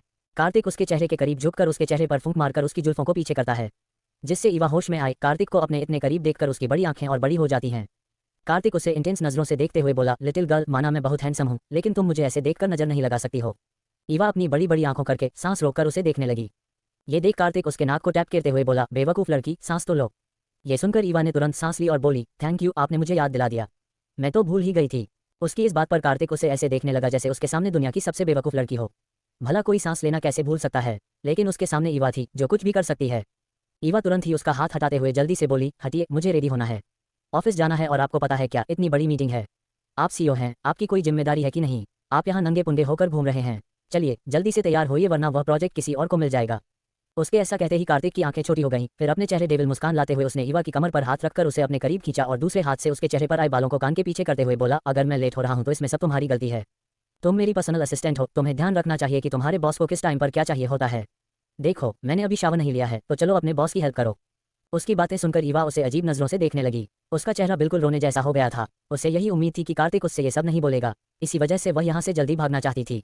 ईवा की नज़र अपने फोन पर पड़ी और उसने तुरंत ही बहाना बनाते हुए कहा, आप जल्दी से शावर ले लीजिए, मुझे बार बार डैड को कॉल आ रहा है तो मुझे उनसे बात करनी है, वह मेरी चिंता कर रहे होंगे, आप जल्दी से जाकर शावर ले लीजिए। ये कहते कहते उसने कार्तिक के सीने पर हाथ रखकर उसे धक्का देने की कोशिश की, लेकिन कार्तिक हिला नहीं। इस पर ईवा झुंझलाते हुए बोली, आप जाए ना, देखिए मुझे सुबह सुबह परेशान मत कीजिए, वरना मुझे गुस्सा आ गया तो आपके लिए अच्छा नहीं होगा। कार्तिक मैग्नेटिक आवाज में बोला, आगे जो होगा उसमें तुम्हारी गलती होगी लिटिल गर्ल। उसकी बातों को ईवा समझ पाती उससे पहले ही कार्तिक ने उसका सिर पीछे सपोर्ट किया और तुरंत ही अपने होठों को उसके मुलायम होठों पर रखकर किस करने लगा। ईवा को तो कुछ समझ नहीं आया कि उसके साथ क्या हो रहा है। जब वह होश में आई तो उसने कार्तिक के कंधे पर हाथ रखकर उसे अपने से दूर करने की कोशिश की, लेकिन कार्तिक ने उसका हाथ पकड़कर उसे कमर से लगा लिया और दूसरे हाथ से उसकी कमर को पकड़कर उसे तुरंत ही रेलिंग पर बैठा दिया। फिर उसे अच्छे से होल्ड करके उसके होठों का रस पीने लगा। कार्तिक बहुत ही प्यार से ईवा के होठों को किस कर रहा था। उसकी नॉर्मल किस धीरे धीरे फ्रेंच किस में बदल गई। वह कभी ईवा के निचले होठों को सक करता तो कभी ऊपर के होठों को। धीरे धीरे कार्तिक की तड़प और बढ़ती जा रही थी और वह बहुत ही ज्यादा वाइल्ड होकर ईवा के होठों को किस करने लगा। बेचारी ईवा अपने आप को छुड़ा भी नहीं पा रही थी। कार्तिक ने उसे पहले से ही पकड़ रखा था और अब उसे रेलिंग पर बैठा दिया। उसे डर था कि अगर वह हिली डुली तो कहीं वह गिर ना जाए। कार्तिक ने उसे बहुत देर तक नहीं छोड़ा। जब ईवा को सांस लेने में दिक्कत होने लगी तो उसने तुरंत ही कार्तिक के होठों पर बाइट कर लिया। एक चीख के साथ कार्तिक थोड़ा दूर हुआ और उसका हाथ छोड़कर अंगूठे से अपने होठों पर लगे खून को साफ करते हुए बोला, लिटिल गर्ल तुमने मुझे बाइट क्यों किया, लगता है तुम अपनी पनिशमेंट भूल जाती हो बार बार। ईवा जो अपनी सांसों को कंट्रोल कर रही थी, कार्तिक के डांट को बिल्कुल इग्नोर कर दिया। खुद को इग्नोर होता देख कार्तिक ने तुरंत ही एक हाथ से उसकी कमर को टाइट पकड़ा और दूसरे हाथ से भी उसकी कमर को होल्ड करके उसे पीछे की तरफ धक्का दिया। जिससे ईवा रेलिंग पर बैठे बैठे ही पीछे की साइड लटक गई। उसके लंबे बाल हवा में लहराने लगे। वहीं वह अपने हाथों को हवा में फड़फड़ा रही थी ताकि उसे कुछ पकड़ने को मिल जाए, लेकिन बदकिस्मती से उसे पकड़ने के लिए कुछ भी नहीं मिला। वह अपनी आंखें मजबूती से बंद करके चिल्लाते हुए बोली, मॉन्स्टर क्या कर रहे हो? मैं गिर जाऊंगी, छोड़िए मुझे। कार्तिक एविल स्माइल करते हुए बोला, क्या तुम पक्का चाहती हो कि मैं तुम्हें छोड़ दूं? ईवा को उसकी बातों का मतलब समझ में आया तो वह जल्दी से मना करते हुए बोली, नहीं नहीं नहीं, मतलब मुझे छोड़िएगा नहीं, प्लीज प्लीज अपनी तरफ खींचे, मुझे डर लग रहा है। कार्तिक ने मजाकिया अंदाज में कहा, वैसे किसी ने मुझसे कहा था कि वो इस दुनिया में किसी से भी नहीं डरता है, चाहे उसके सामने कोई भी हो। ये सुनकर ईवा को बहुत गुस्सा आ रहा था। उसकी जान पर बनाई थी और कार्तिक उसे उसकी बात याद दिला रहा था। बोलने में क्या जाता है, लोग तो कुछ भी बोलते हैं, लेकिन जब अपनी जान पर बनाती है तो सभी को डर लगता है, ईवा मन में बोली। ईवा उससे कन्विंस करते हुए रोते हुए बोली, मॉन्स्टर प्लीज मुझे बचाए ना, मैं पक्का आपकी सारी बातें मानूंगी, प्रॉमिस, आप जो जो कहेंगे मैं सब कुछ करूंगी, पर मुझे जल्दी से नीचे उतारिए, मुझे डर लग रहा है। कार्तिक ने अपनी पकड़ ईवा की कमर पर हल्का सा ढीला कर दिया, जिससे ईवा चिल्लाते हुए बोली, आह मॉन्स्टर, नहीं नहीं, मुझे छोड़ना नहीं। कार्तिक बोला, ठीक है नहीं छोड़ूंगा, पहले तुम बोलो कि तुम कभी भी किस करते वक्त बाइट नहीं करोगी, और मैं जो कुछ भी तुम्हारे साथ करना चाहता हूँ वह सब कुछ कर सकता हूँ। तुम मुझे रोकोगी नहीं और मैं जब चाहे तुम्हें किस कर सकता हूँ, कहीं पर भी और किसी के सामने भी। तुम मुझे रोकोगी नहीं, ठीक है? वहीं ईवा ने कार्तिक की बात सुन अपनी आंखें खोलकर एक बार नीचे देखा। वह इस वक्त सबसे टॉप फ्लोर पर थी। इतनी ऊंचाई देखकर ईवा ने तुरंत ही अपना सिर घुमा लिया और अपनी आंखें बंद कर लीं। उसे जवाब ना देता देख कार्तिक ने फिर से अपनी पकड़ हल्की सी ढीली कर ली। यह महसूस करके ईवा चिल्लाते हुए बोली, ठीक है, मैं सारी बातें मानने के लिए तैयार हूँ, पर आप मुझे छोड़ना नहीं। ये सुनकर कार्तिक के चेहरे पर डेविल स्माइल आ गई। उसने तुरंत ही ईवा को अच्छे से पकड़कर नीचे की तरफ उतारा। जैसे ही ईवा ने महसूस किया कि उसके पैर जमीन पर हैं, उसने एक राहत की सांस ली। उसने तुरंत आंखें खोलकर कार्तिक के सीने पर अपने हाथों से छोटे छोटे मुक्के बरसाने शुरू कर दिए। डर के मारे उसकी आंखों में आंसू आ गए थे और रोते हुए बोली, मॉन्स्टर, आप मुझे मारना चाहते हो? आपको पता है अगर मैं यहाँ से गिर जाती तो मेरा क्या हाल होता? अगर मैं मर जाती तो भूत बनकर आपके आसपास ही मंडराती और आपको इतना परेशान करती कि आपको पता चलता कि जब आप सामने वाले को परेशान करते हो तो कैसा लगता है। उसके मुखों की बौछार से कार्तिक को कोई फर्क नहीं पड़ा। उसने तुरंत ईवा को पकड़ते हुए कहा, तुम मुझे मार रही हो? क्या तुम चाहती हो कि मैं तुम्हें नीचे फेंक दूं? ये सुनकर ईवा ने बड़ी आंखों से कार्तिक को देखने लगी और फिर तुरंत अपना हाथ उसके हाथों से छुड़ाकर उसके सीने को बड़े प्यार से छूते हुए अपने होठों पर बड़ी सी स्माइल लाकर बोली, वह मैं आपको मार कहाँ रही थी, मैं तो बस देख रही थी कि आपकी मसल्स कितनी स्ट्रांग हैं। अब मुझे पता चल गया कि आप सच में कितने ज्यादा स्ट्रांग हैं। वहीं ईवा कुछ और कहती कि अचानक उसकी चीख निकल गई। एपिसोड 44 ईवा का कार्तिक को नहलाना और मैं तुम्हें निराश नहीं करूंगा। ईवा ने अपने आप को कार्तिक से छुड़ाया और तुरंत ही वहां से जाने लगी। वो जा पाती उससे पहले ही कार्तिक ने उसे अपने गोद में उठा लिया। डर के मारे ईवा ने तुरंत ही अपने हाथ उसके गले में डालकर बड़ी मजबूती से पकड़ लिया। फिर छटपटाते हुए बोली, देखो मॉन्स्टर, आप मुझे ऐसे नीचे नहीं फेंक सकते। अगर आपने ऐसा किया तो। इसके आगे उसे समझ में नहीं आ रहा था कि वह क्या बोले। फिर वह मासूमियत से बोली, मैं पक्का आपकी सारी बातें मानूंगी, आप मुझे मत फेंकना। कार्तिक ने एक एविल स्माइल की और तुरंत ही अपने कदम रूम की तरफ बढ़ा दिए। रूम में आकर वह वॉशरूम की तरफ बढ़ गया। वॉशरूम में जाकर ईवा की आंखें हैरानी से बड़ी हो गईं। वह कभी कार्तिक को देखती तो कभी वॉशरूम के गेट को। कार्तिक ने उसे शावर के नीचे खड़ा कर दिया। खड़ा होते ही ईवा तुरंत ही वहां से भागने की कोशिश करने लगी। ये देखकर कार्तिक ने तुरंत उसे कमर से पकड़कर अपने करीब कर लिया और आंखें दिखाते हुए बोला, लिटिल गर्ल, ऐसा मत करना वरना मैं सच में तुम्हें बालकनी से नीचे फेंक दूंगा और मुझे कोई अफसोस भी नहीं होगा। ये सुनकर ईवा का मुंह बन गया। फिर अचानक उसकी आंखों में एक चमक आ गई। वह कार्तिक को देखकर तुरंत ही बोली, देखो मैंने शावर ले लिया है। अगर मैं बार बार शावर लूंगी तो मुझे ठंड लग जाएगी। अगर मुझे ठंड लगेगी तो मेरी तबीयत खराब हो जाएगी। फिर आपकी पर्सनल असिस्टेंट की जॉब कौन करेगा? आपको कितना बड़ा नुकसान होगा आपको पता है। उसके बहाने सुनकर कार्तिक ने शावर ऑन किया और उसके चेहरे के करीब जाकर बोला, लिटिल गर्ल, उसकी चिंता मत करो, मेरे पास बहुत पैसे हैं, थोड़ा बहुत नुकसान हो जाएगा तो मुझे कोई फर्क नहीं पड़ेगा। फिर उसका हाथ अपने हाथों में लेकर तुरंत ही उसके हाथ में बॉडी वॉश पकड़ते हुए बोला, तो अपना पर्सनल असिस्टेंट का काम करो, जल्दी से मुझे नहला दो वरना अगर मीटिंग के लिए लेट हुआ तो जितने भी नुकसान होंगे उसकी जिम्मेदारी तुम्हारी होगी। अगर तुम नहीं दोगी तो मैं अपने ससुर जी से ले लूंगा। मैं अपने पैसे कभी नहीं छोड़ता। ईवा को समझ नहीं आ रहा था कि वह यहाँ से कैसे निकले। उसे कोई रिएक्ट न करता देख कार्तिक ने तुरंत उसके हाथ से बॉडी वॉश लिया और उसे खोलकर ईवा के हाथों में बॉडी वॉश लिया। फिर उसके हाथ को अपने सीने पर रख चलाने लगा। उसकी इस हरकत पर ईवा उसे देख रही थी, जिसे देख कार्तिक ने उसे इशारे से ऐसा करने के लिए कहा।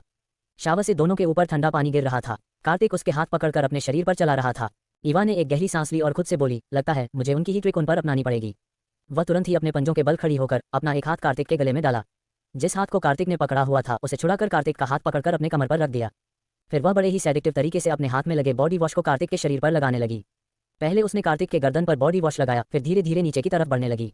उसने उसके एब्स पर बॉडी वॉश लगाया, फिर उसके बेहद करीब जाकर लगभग उसे छूते हुए उसके पीठ पर फिर आने लगी। वही कार्तिक जो ईवा को परेशान करने के लिए ये सब कर रहा था, अब खुद की हालत खराब हो रही थी। ईवा का हर एक टच उसे बेकाबू कर रहा था। इस ठंडे शावर में भी उसे गर्मी का एहसास हो रहा था।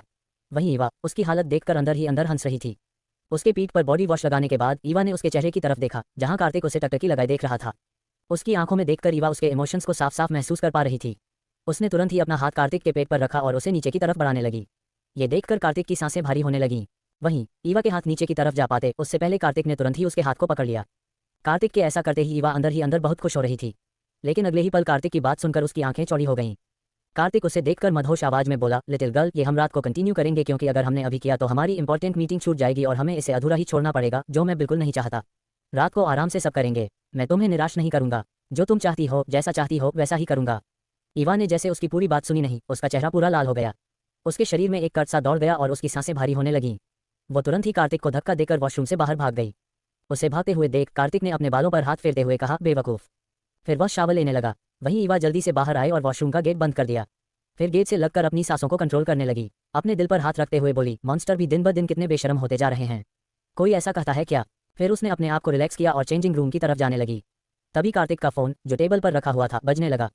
ये सुनकर ईवा के कदम रुक गए। उसने पीछे मुड़कर देखा तो कार्तिक का फोन बज रहा था। उसने सोचा कि रिसीव करे या नहीं।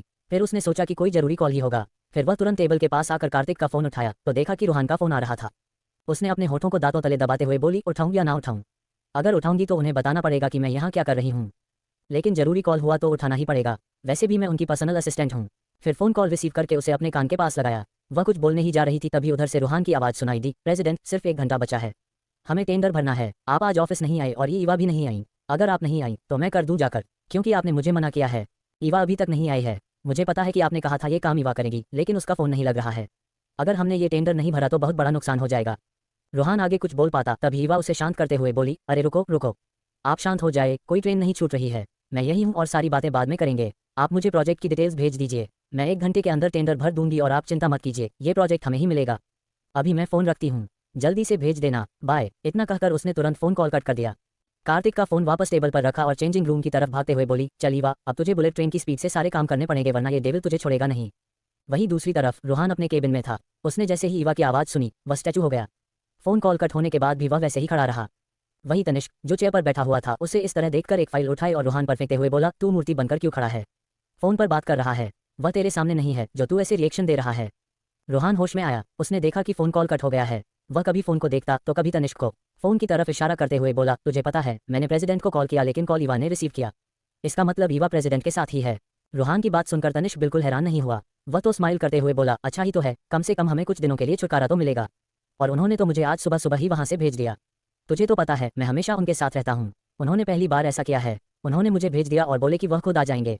अचानक से रूहान को कुछ याद आया। अपने सिर पर मारते हुए बोला, मैं कैसे भूल सकता हूँ, मुझे डिटेल्स भेजनी है। अगर समय पर टेंडर नहीं भरा तो बहुत नुकसान हो जाएगा, फिर प्रेसिडेंट को हमें डांटने का एक बहाना मिल जाएगा। ईवा जल्दी से तैयार हुई। उसने बालकनी में जाकर अपना फ़ोन देखा तो वह स्विच ऑफ था। उसने जल्दी से ऑन किया। अब वह कार्तिक के साथ बिल्कुल नहीं जाना चाहती थी तो उसने तुरंत ही कैब बुक कर ली और कार्तिक को बिना बताए ही वहाँ से बाहर निकल गई। थोड़ी देर में उसकी कैब आ गई और वह वहाँ से निकल गई। कैब में बैठे बैठे वह प्रोजेक्ट की सारी डिटेल्स पढ़ने लगी। करीबन कुछ घंटे चलने के बाद ही अचानक से एक झटके के साथ कैब रुक गई। ईवा ने तुरंत सीट को पकड़कर अपने आप को बचा लिया। फिर कैब ड्राइवर पर झल्लाते हुए बोली, अरे भैया क्या कर रहे हैं, मुझे अपने डेस्टिनेशन पर पहुंचना है, भगवान के पास नहीं। अच्छे से चलाए ना। कैब ड्राइवर ने ईवा की तरफ देखते हुए बोला, सॉरी मैडम, लगता है गाड़ी खराब हो गई है, आपको अब दूसरा ऑटो या कैब बुक करनी पड़ेगी। ईवा को अपनी किस्मत पर बहुत रोना आ रहा था। उसने टाइम देखा तो सिर्फ आधा घंटा ही बचा था। वह जल्दी से नीचे उतरी और सड़क पर देखा तो पूरी सुनसान थी। वह ऊपर देखते हुए बोली, भगवान जी आप मेरी किस्मत कैसे बना रहे हैं। एक तो मैं उस डेविल के साथ आती तो मुझे 10 बातें सुननी पड़ती और अब जब मैं अकेली आई हूँ तो आप मुझे इतना परेशान कर रहे हो। अब मैं क्या करूँ? फिर उसने पैदल चलना शुरू कर दिया, लेकिन उसने अपनी नज़रें सड़क पर बनाए रखी ताकि कोई आए तो उसे लिफ्ट मिल सके। बेचारी चलते चलते थक चुकी थी। उसने टाइम देखा तो उसे 15 मिनट ही बचे थे। टाइम देखकर उसे अब रोना आ रहा था। उसने सोचा इससे अच्छा होता मॉन्स्टर के साथ ही आ जाती, कम से कम टाइम से पहुंच जाती। तभी उसके कानों में गाड़ी की आवाज़ सुनाई दी। ये सुनकर उसकी आंखों में एक अलग ही चमक दिखाई देने लगी। उसने तुरंत पीछे घूमकर देखा तो एक चमचमाती हुई कार बहुत स्पीड से आ रही थी। ये देखकर ईवा तुरंत ही सड़क के बीचों बीच खड़ी हो गई और अपने हाथ को लहराकर उससे लिफ्ट मांगने लगी। लेकिन कार ने अपनी स्पीड कम नहीं की। ईवा ने सोच लिया था कि वह बिल्कुल नहीं हटेगी। कार बहुत ही ज़्यादा करीब आ गई थी। ये देखकर अब ईवा को डर लग रहा था, लेकिन वह वहाँ से हटने का नाम नहीं ले रही थी। कार उसके 2 कदम की दूरी पर अचानक से रुक गई। ईवा ने डर के मारे अपना चेहरा ढक लिया था। कुछ देर बाद उसने उंगलियों के बीच से आंखें खोलकर देखा तो कार रुक चुकी थी। ये देखकर उसने तुरंत चेहरे से हाथ हटाए और अपने सीने पर हाथ रखकर लंबी लंबी सांसें लेकर बोली, थैंक गॉड, बच गई। फिर वह बिना वक्त गवाए तुरंत कार के पास गई और पैसेंजर सीट का दरवाजा खोलकर बैठ गई। उसने कहा, मुझे बहुत लेट हो रहा है और जितनी स्पीड से अभी आए हो उतनी ही स्पीड से चलाना। देखो मुझे बहुत जल्दी पहुंचना है वरना वह मास्टर मुझे मार डालेगा। ईवा अपने आप में ही बड़बड़ाए जा रही थी। वही 2 जोड़ी आंखें उसे अजीब नज़र से देख रही थीं। तभी उसे कानों में किसी की जानी पहचानी आवाज़ सुनाई दी। उसने अपना चेहरा घुमाकर देखा और चिल्लाते हुए बोली, तुम। एपिसोड 45 डार्लिंग, क्या इरादा है अब आगे? ईवा बहुत ही ज़्यादा लेट हो रही थी। उसने टाइम देखा तो सिर्फ 15 मिनट ही बाकी थे। तभी उसके कानों में गाड़ी की हॉर्न सुनाई दी। ये सुनकर वह बहुत ही ज़्यादा खुश हो गई। उसने पीछे मुड़कर देखा तो एक ब्लैक कलर की चमचमाती हुई गाड़ी बड़ी रफ्तार से उसकी तरफ आ रही थी। वह बिना किसी की परवाह किए तुरंत ही रास्ते के बीच खड़ी होकर हाथों को फहराते हुए उसे रोकने की कोशिश करने लगी, लेकिन गाड़ी ने अपनी स्पीड नहीं कम की। फिर भी ईवा ने ठान लिया था कि वह यहाँ से नहीं हटेगी।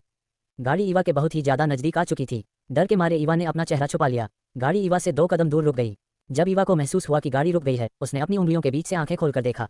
गाड़ी रुकी हुई थी। ये देखकर उसने अपने चेहरे से हाथ हटाए और अपने सीने पर हाथ रखकर बोली, थैंक गॉड, मैं बच गई। फिर वह बिना वक्त गंवाए तुरंत ही गाड़ी की तरफ बढ़ी और पैसेंजर सीट का दरवाजा खोलकर जल्दी से बैठकर बोली, चलो जल्दी चलो, जितनी भी तेजी से चला सकते हो उतनी ही तेजी से चलो, मुझे बहुत ज्यादा लेट हो रहा है। अगर आज मेरा टेंडर नहीं भरा तो वह मास्टर मुझे खा जाएगा। ईवा ये सब कह रही थी और वही ड्राइविंग सीट पर बैठा लड़का ईवा को अजीब नजर से देख रहा था। उसे समझ नहीं आ रहा था कि मतलब कोई भी आकर उसकी गाड़ी में बैठ जाएगा और ऐसे ऑर्डर देगा जैसे कि वह उसका ड्राइवर हो। ईवा जो अपनी नज़र फोन पर गड़ा रखी थी, उसके कानों में किसी की जानी पहचानी आवाज पड़ी। उसने तुरंत ही पीछे मुड़कर देखा। पीछे बैठे शख्स को देखकर वह बहुत ही ज्यादा खुश हो गई और खुश होते हुए बोली, तुम। पीछे की सीट पर एक छोटा सा लड़का बैठा हुआ था। वह ईवा को बहुत ही ज्यादा खुश होकर देख रहा था। ईवा बोली, और छोटू, तुम ठीक हो ना? जी हाँ, ये वही लड़का था जिसे ईवा ने बचाया था। ईवा के मुंह से छोटू सुनकर उस लड़के का मुंह बन गया। फिर वह बोला, दीदी, मेरा नाम आशु है, छोटू नहीं। आप मुझे अब आशु बुलाओ।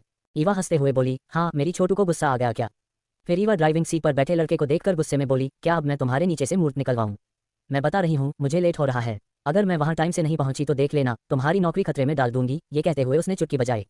जल्दी चलो। ईवा जैसे ही उस लड़के से बात कर रही थी, ये देखकर आशु की आंखें बड़ी हो गईं। वह कभी ईवा को देखता और कभी उस लड़के को। फिर आशु ने ईवा को देखकर कहा, दीदी, वो मेरे। ईवा ने कहा, अरे रुको छोटू, तुमसे तो मैं आराम से बात करूंगी, पहले इसे तो समझा लूं। तुम चला रहे हो या नहीं चला रहे हो? अगर 1 सेकंड के अंदर गाड़ी स्टार्ट नहीं की ना तो तुम्हें यहीं छोड़कर चली जाऊंगी, समझ लेना। ईवा की इतनी बातें सुनकर भी उस लड़के ने कुछ नहीं कहा और गाड़ी स्टार्ट करके आगे बढ़ा दी।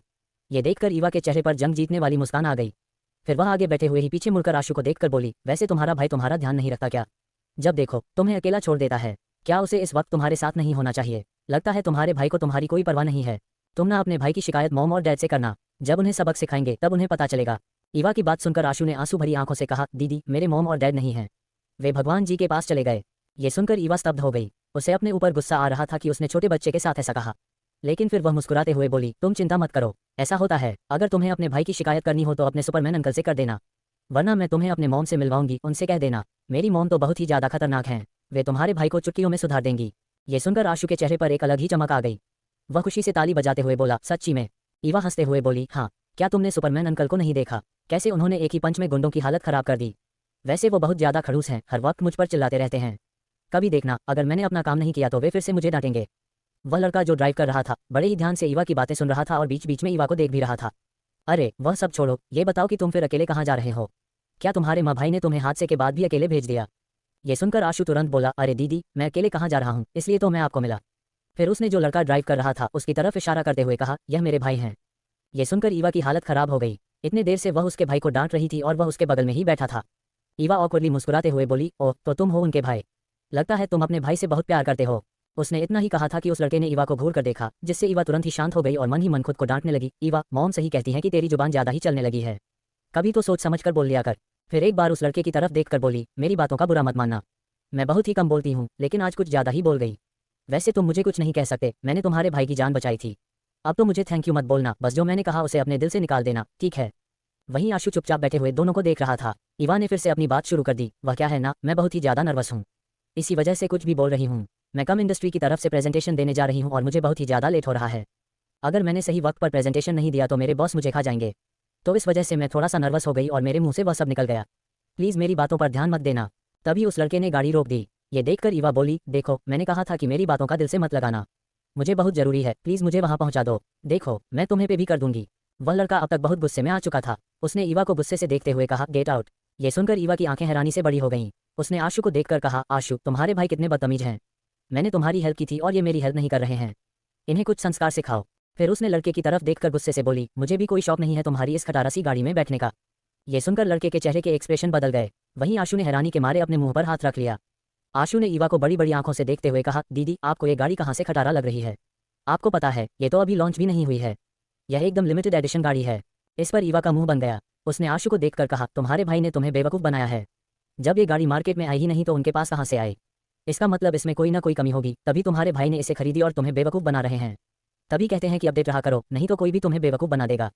ये कहकर वह गुस्से से उस लड़के की तरफ देख रही थी। फिर वह आशु को बाय बोलकर गाड़ी से नीचे उतरी और तेज आवाज़ के साथ उसने गेट बंद कर दिया। बाहर आकर उसने देखा तो उसकी आंखें हैरानी से बड़ी हो गईं। वह उस एरिया में पहुंच गई थी जहां उसे टेंडर भरना था। ये देखकर वह कभी कभी उस बिल्डिंग को देखती तो कभी उस लड़के को जो उसे गुस्से से देख रहा था। ईवा चेहरे पर बनावटी हंसी हंसते हुए उसे बाय बाय करते हुए तुरंत ही अंदर भाग गई। उसके जाने के बाद आशु आगे वाली सीट पर आकर बैठ गया और अपने भाई को देखकर बोला, भाई आप दीदी पर गुस्सा मत करो, वह बहुत ही अच्छी है। ये सुनकर उस लड़के ने गुस्से से घूरकर आशु को देखा तो आंसू तुरंत ही अपने मुंह पर उंगली रखकर बैठ गया। वही उस लड़के को इस बात का गुस्सा था कि कोई लड़की आकर उसके गाड़ी में बैठ गई और उसी के सामने उसी के बुराई कर रही थी।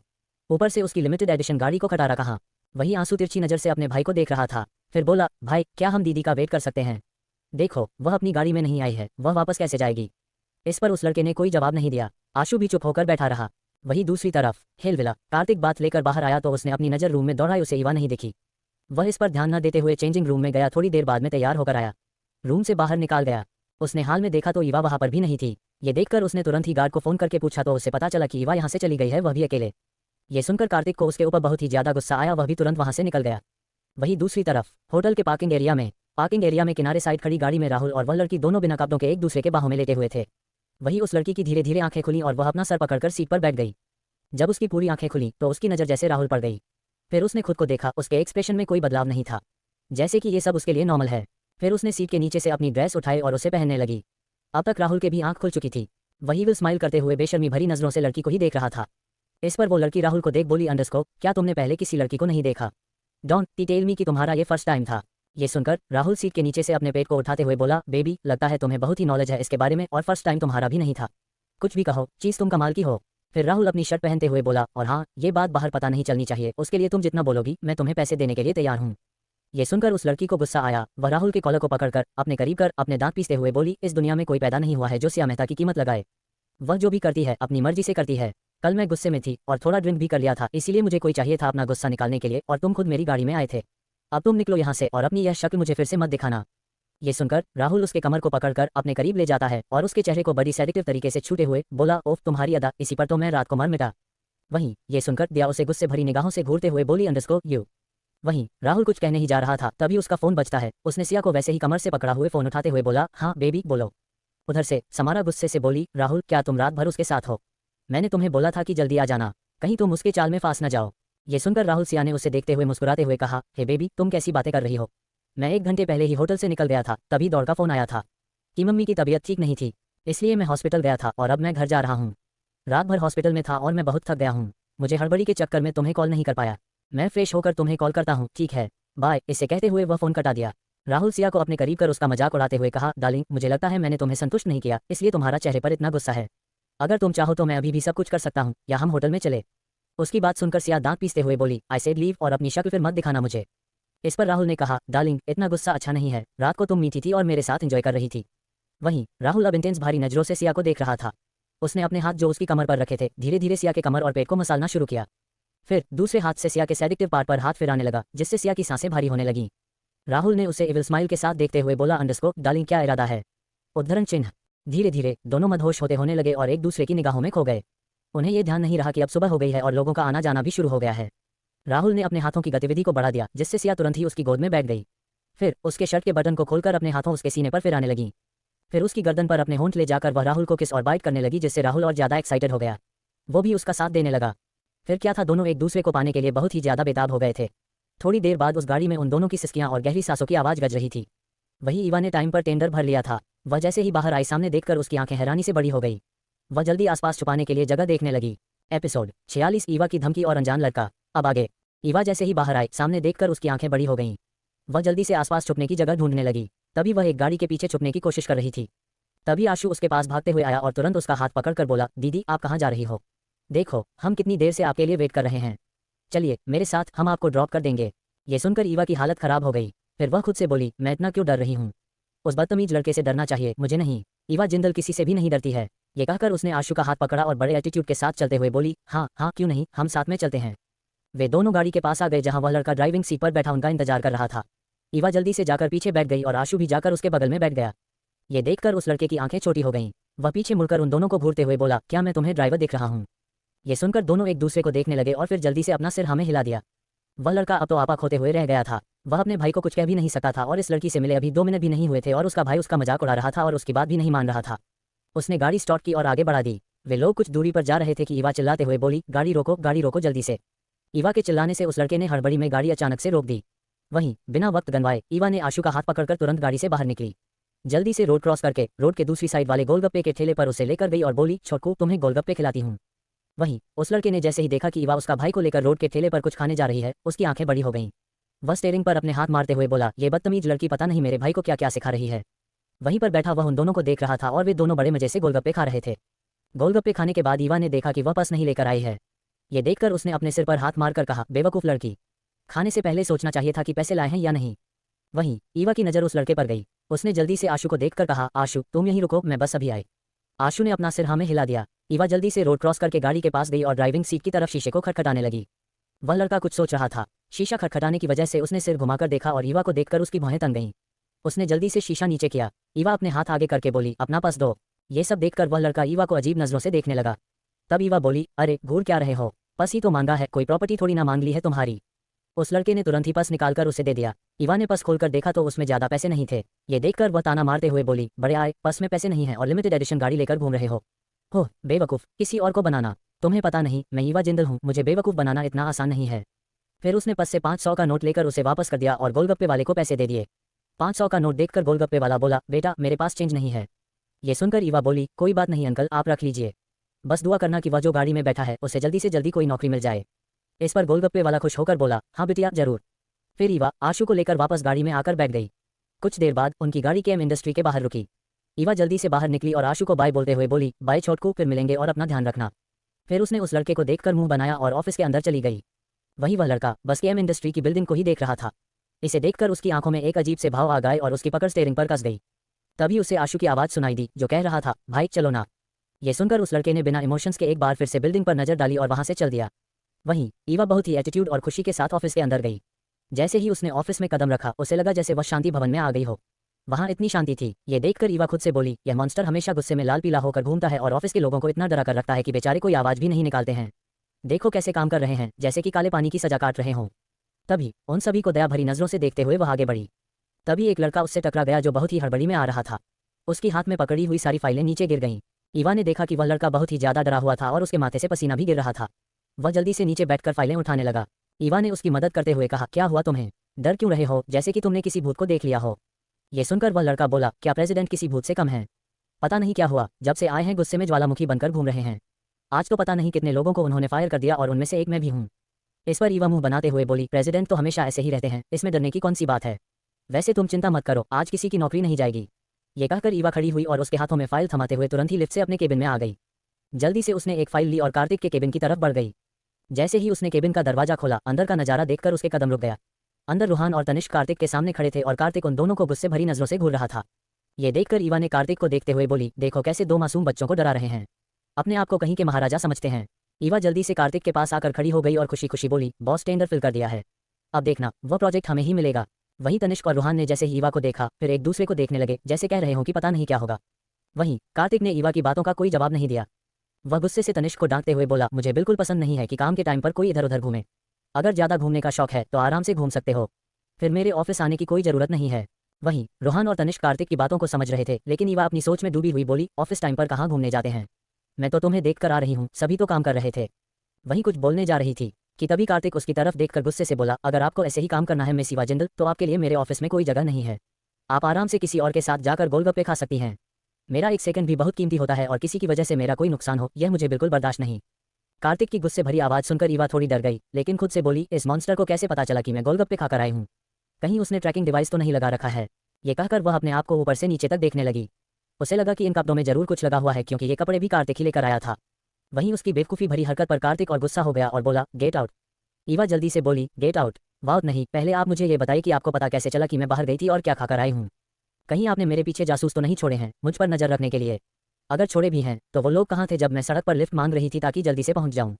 तब तो वो लोग मुझे कहीं नजर नहीं आए। ऐसे लोगों को आप काम पर रखते हैं जो एक बेचारी लड़की को देखकर भी उसकी मदद नहीं कर सकते।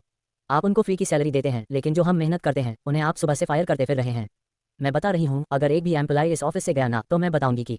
ईवा के कर वो सोचने लगी कि क्या धमकी दे। रूहान और तनिष्क ईवा की बात सुनकर आंखें बड़ी करके कभी कार्तिक को देखते तो कभी ईवा को। वे दोनों जल्दी से दबे पांव केबिन से बाहर भाग गए, क्योंकि वे जानते थे कि जब से कार्तिक की नजरों के सामने आए हैं तब से उनकी हालत खराब है। अब उन्हें अपनी नौकरी बचानी थी। ईवा की बातें सुनकर कार्तिक के चेहरे के एक्सप्रेशन बिल्कुल बदल गए। वह अपनी आंखें छोटी करके ईवा को गुस्से से देख रहा था। ईवा इस वक्त कार्तिक के बिल्कुल करीब खड़ी थी। उसने उसका हाथ पकड़कर अपनी तरफ खींच लिया, जिससे ईवा सीधे जाकर उसकी गोद में बैठ गई। कार्तिक उसके गालों को दबाते हुए गुस्से से बोला, तुम्हें किसने कहा था वहां से अकेले आने के लिए? उसके गाल दबाने से ईवा के होठों का पाउट बन गया था। वह वैसे ही बोली, वह प्रोजेक्ट सबमिट करना था ना, वह तो बहुत जरूरी था, इसी वजह से मैं अकेले आ गई। इस पर कार्तिक बोला, क्या मैंने तुम्हें कहा था कि प्रोजेक्ट सबमिट करने के लिए अकेले जाओ? अगर तुम्हें जाना ही था तो वहां पर इतने सारे गार्ड्स नहीं दिखे, उनके साथ भी तो जा सकती थी। उसे क्या पता था कि ईवा कार्तिक से बचने के लिए ही अकेले गई थी। अगर गार्ड्स के साथ जाती तो कार्तिक भी वहां पर आ जाता, इसी वजह से वह अकेली निकल गई थी। कार्तिक उसे धमकी देते हुए बोला, अगली बार अगर तुमने किसी अनजान इंसान से लिफ्ट ली तो सच में तुम्हें यहीं से नीचे फेंक दूंगा। इस पर ईवा तुरंत बोली, अरे मैं किसी अनजान इंसान से लिफ्ट नहीं ले रही थी। आपको याद है हम दोनों ने एक छोटे से बच्चे को बचाया था, उसका नाम आशु है, और उसका भाई कहीं जा रहे थे तो उनसे लिफ्ट ली थी मैंने। आपको पता है आशु कितना क्यूट है और उसका भाई उतना ही अकड़ू है, लेकिन फिर भी ठीक है, उसने मुझे यहाँ ऑफिस तक छोड़ दिया। उसके मुंह से किसी और लड़के का जिक्र सुनकर कार्तिक जल भुन गया। उसके एक्सप्रेशन धीरे धीरे बदलने लगे थे। उसने तुरंत ईवा को गोद से उठाया और बॉसी अंदाज में उसे ऑर्डर देते हुए बोला, जाकर मेरे लिए कॉफी लेकर आओ। ईवा बोली, क्या आपको फिर से वही कॉफी पीनी है? मैं इतनी दूर कैसे जाऊंगी? इस पर कार्तिक ने गुस्से से अपनी आंखें बंद कर लीं और ईवा को देखा। उसने एक एक शब्द चबाते हुए बोला, मैंने तुम्हें बोला कि मुझे वही कॉफी चाहिए, जाकर कैफेटेरिया से कॉफी लेकर आओ, और हाँ तुम्हारे पास सिर्फ 5 मिनट हैं। कार्तिक की गुस्से भरी आवाज सुनकर ईवा मुंह बनाते हुए बोली, बड़े आए नवाबजादे खमम। उसे अपने ऊपर फिर से कार्तिक की गुस्से भरी नजर महसूस हुई तो वह जल्दी से केबिन से भाग गई। उसके जाते ही कार्तिक ने अपने हाथ में पकड़ी पेन को टेबल पर फेंक दिया, फिर अपने माथे को अपने 2 उंगलियों से सहलाने लगा। दरअसल कार्तिक ने ईवा के पीछे बहुत ही सीक्रेट कमांडो लगाए हुए थे, जो बहुत ही ज्यादा इमरजेंसी पड़ने पर ही लोगों को प्रोटेक्ट करते हैं। वे पल पल की इन्फॉर्मेशन कार्तिक को दे रहे थे। जैसे ही कार्तिक को पता चला कि ईवा किसी लड़के की लिफ्ट लेकर आई है और रास्ते में गोलगप्पे खाए हैं, ये सुनकर उसे बहुत गुस्सा आ रहा था और उसे जलन भी हो रही थी कि ऐसे कैसे किसी लड़के से भी लिफ्ट ले सकती है। वहीं दूसरी तरफ राहुल अपने घर पहुंचा। जैसे ही वह लिविंग हॉल में आया, मिस्टर मित्तल उसे डांटते हुए बोले, तुम नालायक, कहाँ थे रात भर? तुम्हें पता है कि यह कितनी बड़ी डील है? सुबह से फोन कर करके परेशान हो गया हूँ, पता नहीं महाशय कहाँ पर और किसके साथ रंगलियां मना रहे थे। राहुल तुरंत बोला, डैड मैंने टेंडर भरवा दिया है और आप चिंता न करें, ये डील हमें ही मिलेगी। उनके कुछ बोलने से पहले ही राहुल ने कहा, प्लीज अभी मैं बहुत थक गया हूँ, मैं कुछ भी सुनने के मूड में नहीं हूँ। फिर वह अपनी मम्मी की तरफ देखते हुए बोला, मॉम प्लीज एक स्ट्रांग कॉफी मेरे रूम में भिजवा दीजिए, और अपने रूम में चला गया। राहुल के इस तरह के व्यवहार से मिस्टर मित्तल मिसेज मित्तल पर चिल्लाते हुए बोले, पता नहीं कैसे नालायक बच्चा पैदा किया है तुमने। देखो रात भर किसी ना किसी लड़की के साथ घूमता रहता है, इसे पता नहीं है कि अगर किसी को पता चल गया तो हमारे बिजनेस का क्या हाल होगा। कुछ समझाओ इसे। ये कहकर वह गुस्से में ऑफिस के लिए निकल गए। मिसेज मित्तल मेड से राहुल के लिए कॉफी रूम में भिजवाने के लिए कहती हैं और अपने रूम में चली जाती हैं। वहीं दूसरी तरफ रोहन कंस्ट्रक्शन साइट देखने के लिए जा रहा था। वह इस वक्त अकेला था। तभी उसकी गाड़ी ट्रैफिक में रुक जाती है। थोड़ी देर बाद जैसे ही ट्रैफिक खुलता है, रोहन अपनी गाड़ी आगे बढ़ाता है, लेकिन तभी उसकी नज़र रोड के उस पार गई, जिसे देखकर उसने तुरंत ही अपनी गाड़ी का ब्रेक मार दिया और हैरानी भरी नजरों से देखने लगा। एपिसोड 47 ईवा हुई लापता और अमताज राजवंश। अब आगे। शाम का वक्त रोहन कंस्ट्रक्शन साइट देखने जा रहा था। वह इस वक्त अकेला था। तभी उसकी गाड़ी ट्रैफिक लाइट पर रुकती है। थोड़ी देर बाद जब ट्रैफिक लाइट हरी होती है तो वह अपनी गाड़ी बढ़ाने ही जा रहा था कि उसकी नज़र रोड के उस पार गई, जहां देखकर वह थोड़ा घबरा गया। उसने जल्दी से अपनी गाड़ी साइड में लगाई और सीट बेल्ट खोलकर तुरंत गाड़ी से उतरकर किसी तरह उसने वह रोड क्रॉस किया, क्योंकि ट्रैफिक खुलने की वजह से गाड़ियां बहुत आ जा रही थीं। वह जल्दी से उस पार गया। वहां एक औरत बेहोश हो गई थी और लोग आसपास खड़े हुए थे, लेकिन कोई भी उसकी मदद नहीं कर रहा था। रूहान जल्दी से उस औरत के पास जाकर उनका सिर अपने गोद में रखकर गालों को थपथपाते हुए बोला, आंटी आंटी होश में आइए। फिर वह भीड़ की ओर देखते हुए चिल्लाकर बोला, कोई पानी लाकर दो। तभी एक लड़की ने पानी की बोतल दी तो रूहान ने जल्दी से बोतल खोलकर पानी की कुछ बूंदें रेखा जी के चेहरे पर डाली तो उन्हें हल्का हल्का होश आने लगा। ये देखकर उसने जल्दी से उन्हें पानी पिलाया, लेकिन रेखा जी अभी भी बहुत ही कमजोर थीं। रूहान ने उन्हें जल्दी से उठाया और अच्छे से होल्ड किया। उसने डांटते हुए बोला, आंटी आप यहाँ अकेले क्यों आईं? आपको किसी को अपने साथ लेकर आना चाहिए था। अगर मैंने आपको नहीं देखा होता तो क्या होता आपके साथ? इस पर रेखा जी मुस्कुराकर धीरे से बोली, कुछ नहीं बेटा, बस चक्कर आ गया था, अब मैं ठीक हूँ। उनकी बात सुनकर रूहान को गुस्सा आ गया। उसने डांटते हुए बोला, हाँ मुझे देखकर लग रहा है कि आप ठीक हैं, चलिए अब मेरे साथ पहले हॉस्पिटल। अरे बेटा इतनी छोटी बात के लिए हॉस्पिटल जाना? मैं ठीक हूँ, थोड़ा सा आराम कर लूंगी तो ठीक हो जाऊंगी, रेखा जी मना करते हुए बोली। लेकिन रूहान ने उनकी एक बात नहीं सुनी और उन्हें ले जाते हुए बोला, मुझे कुछ नहीं सुनना है, आप मेरे साथ चलेंगी बस, वरना मैं आपसे बात नहीं करूंगा। अच्छा ठीक है चलो, रेखा जी ने कहा। रूहान उनकी बात सुनकर मुस्कुराते हुए बोला, गुड। इस पर रेखा जी मुस्कुरा दी। रूहान संभालते हुए रेखा जी को अपनी गाड़ी के पास लाया और उन्हें पैसेंजर सीट पर बिठाकर सीट बेल्ट लगा दिया। फिर जल्दी से ड्राइविंग सीट पर आकर उसने सीट बेल्ट लगाया और गाड़ी आगे बढ़ा दी। थोड़ी देर बाद वे लोग सिटी हॉस्पिटल के बाहर रुके। इतना बड़ा हॉस्पिटल देखकर रेखा जी हिचकिचाते हुए बोली, बेटा हम किसी छोटे से अस्पताल में दिखा लेते हैं, ये तो बहुत बड़ा है और यहाँ खर्चे बहुत लगेंगे। रूहान ने अपनी सीट बेल्ट खोली और उनकी तरफ मुड़कर उनका हाथ पकड़ते हुए बोला, क्या आप मुझे अपना बेटा नहीं मानती हैं? इस पर रेखा जी बोली, बेटा ऐसी बात नहीं है। वह आगे कुछ बोल पाती इससे पहले रूहान ने उनकी बात काटते हुए बोला, नहीं मुझे कुछ नहीं सुनना है, अगर आप मुझे अपना बेटा मानती हैं तो आप मेरे साथ चलेंगी। फिर रेखा जी ने कुछ नहीं कहा। रूहान जल्दी से गेट खोलकर नीचे आया, फिर रेखा जी को आराम से नीचे उतारकर अस्पताल के अंदर ले गया। रूहान रेखा जी को लेकर लिफ्ट से होते हुए अस्पताल के चौथे फ्लोर पर गया। लिफ्ट रुकी, वे दोनों बाहर आए और रूहान उन्हें लेकर एक केबिन के अंदर गया। जैसे ही वे लोग अंदर गए, अपने केबिन में बैठे डॉक्टर बिना देखे उन पर चिल्लाने वाला था, तभी उसे रूहान की आवाज़ सुनाई दी, लगता है तुझे अपनी जान प्यारी नहीं है। ये सुनकर डॉक्टर कियान के कान खड़े हो गए। वह तुरंत ही चेयर से उठकर बोला, अरे यार कैसे बात कर रहा है, अगर मुझसे कुछ हो गया तो इस हॉस्पिटल का क्या होगा। माना कि तू डेविल का असिस्टेंट है, लेकिन तू उसके जैसा बिल्कुल नहीं बन सकता है। उसकी बात सुनकर रोहन ने कियान को घूर कर देखा। रोहन अंदर आया, रेखा जी को जगह पर बैठाया और कियान की तरफ देखकर बोला, आंटी का फुल बॉडी चेकअप करना है। कियान रूहान को देखते हुए बोला, अरे 2 मिनट शांति से तो बैठ जा। रूहान गुस्से में बोला, तू मुझसे मार खाओगे। अच्छा अच्छा ठीक है, कियान ने कहा। तभी उसने नर्स को बुलाने के लिए इंटरकॉम पर कॉल किया। एक नर्स अंदर आई। कियान ने रेखा जी की तरफ देखकर बोला, माँ जी आप चिंता मत कीजिए, हम आपका ध्यान रखेंगे। रेखा जी ने रूहान की तरफ देखा तो रूहान ने अपनी पलकें झपकाईं। नर्स रेखा जी को लेकर चली गई। कियान रूहान को चिढ़ाते हुए बोला, वैसे यह आंटी कौन है, कहीं तेरी सासू माँ तो नहीं। इस पर रूहान ने कुछ भी नहीं कहा। ये देखकर कियान का मुंह बन गया। करीबन 1 घंटे बाद नर्स रेखा जी को केबिन में लेकर आए। ये देखकर रूहान जल्दी से चेयर से उठकर उनका हाथ पकड़कर लाकर चेयर पर बिठा दिया। कुछ रिपोर्ट्स नर्स अपने साथ लेकर आई थी, कुछ रिपोर्ट्स बाद में आने वाली थीं। कियान ने उन रिपोर्ट्स को देखा और रूहान की तरफ देखकर बोला, आंटी ने सुबह कुछ खाया नहीं था, इसलिए कमजोरी की वजह से चक्कर आ गया था, और कुछ रिपोर्ट्स 2-3 घंटे बाद आएंगी, तो तुझे आंटी जी का ख्याल रखना पड़ेगा। अगर वह इसी तरह करती रही तो उनकी तबीयत ज़्यादा खराब हो सकती है। रूहान अपना सिर हिलाते हुए बोला, ठीक है, जब रिपोर्ट्स आ जाएं तो मुझे कॉल कर देना, मैं आकर ले लूंगा। इसके बाद रूहान ने रेखा जी का हाथ पकड़कर उन्हें वहां से ले जाने लगा। कियान ने उसे छेड़ते हुए बोला, ओ भाई अपनी सास। उसने इतना ही बोला था कि टेबल पर रखा वास उठाकर रूहान ने उसकी तरफ फेंका। गनीमत थी कि कियान साइड में हो गया, नहीं तो उसका सिर फूट गया होता। वह अपने सीने पर हाथ रखकर बोला, यार कितना बेरहम है तू, अभी तो मेरी शादी भी नहीं हुई है और तू मुझे कुंवारा मारना चाहता है।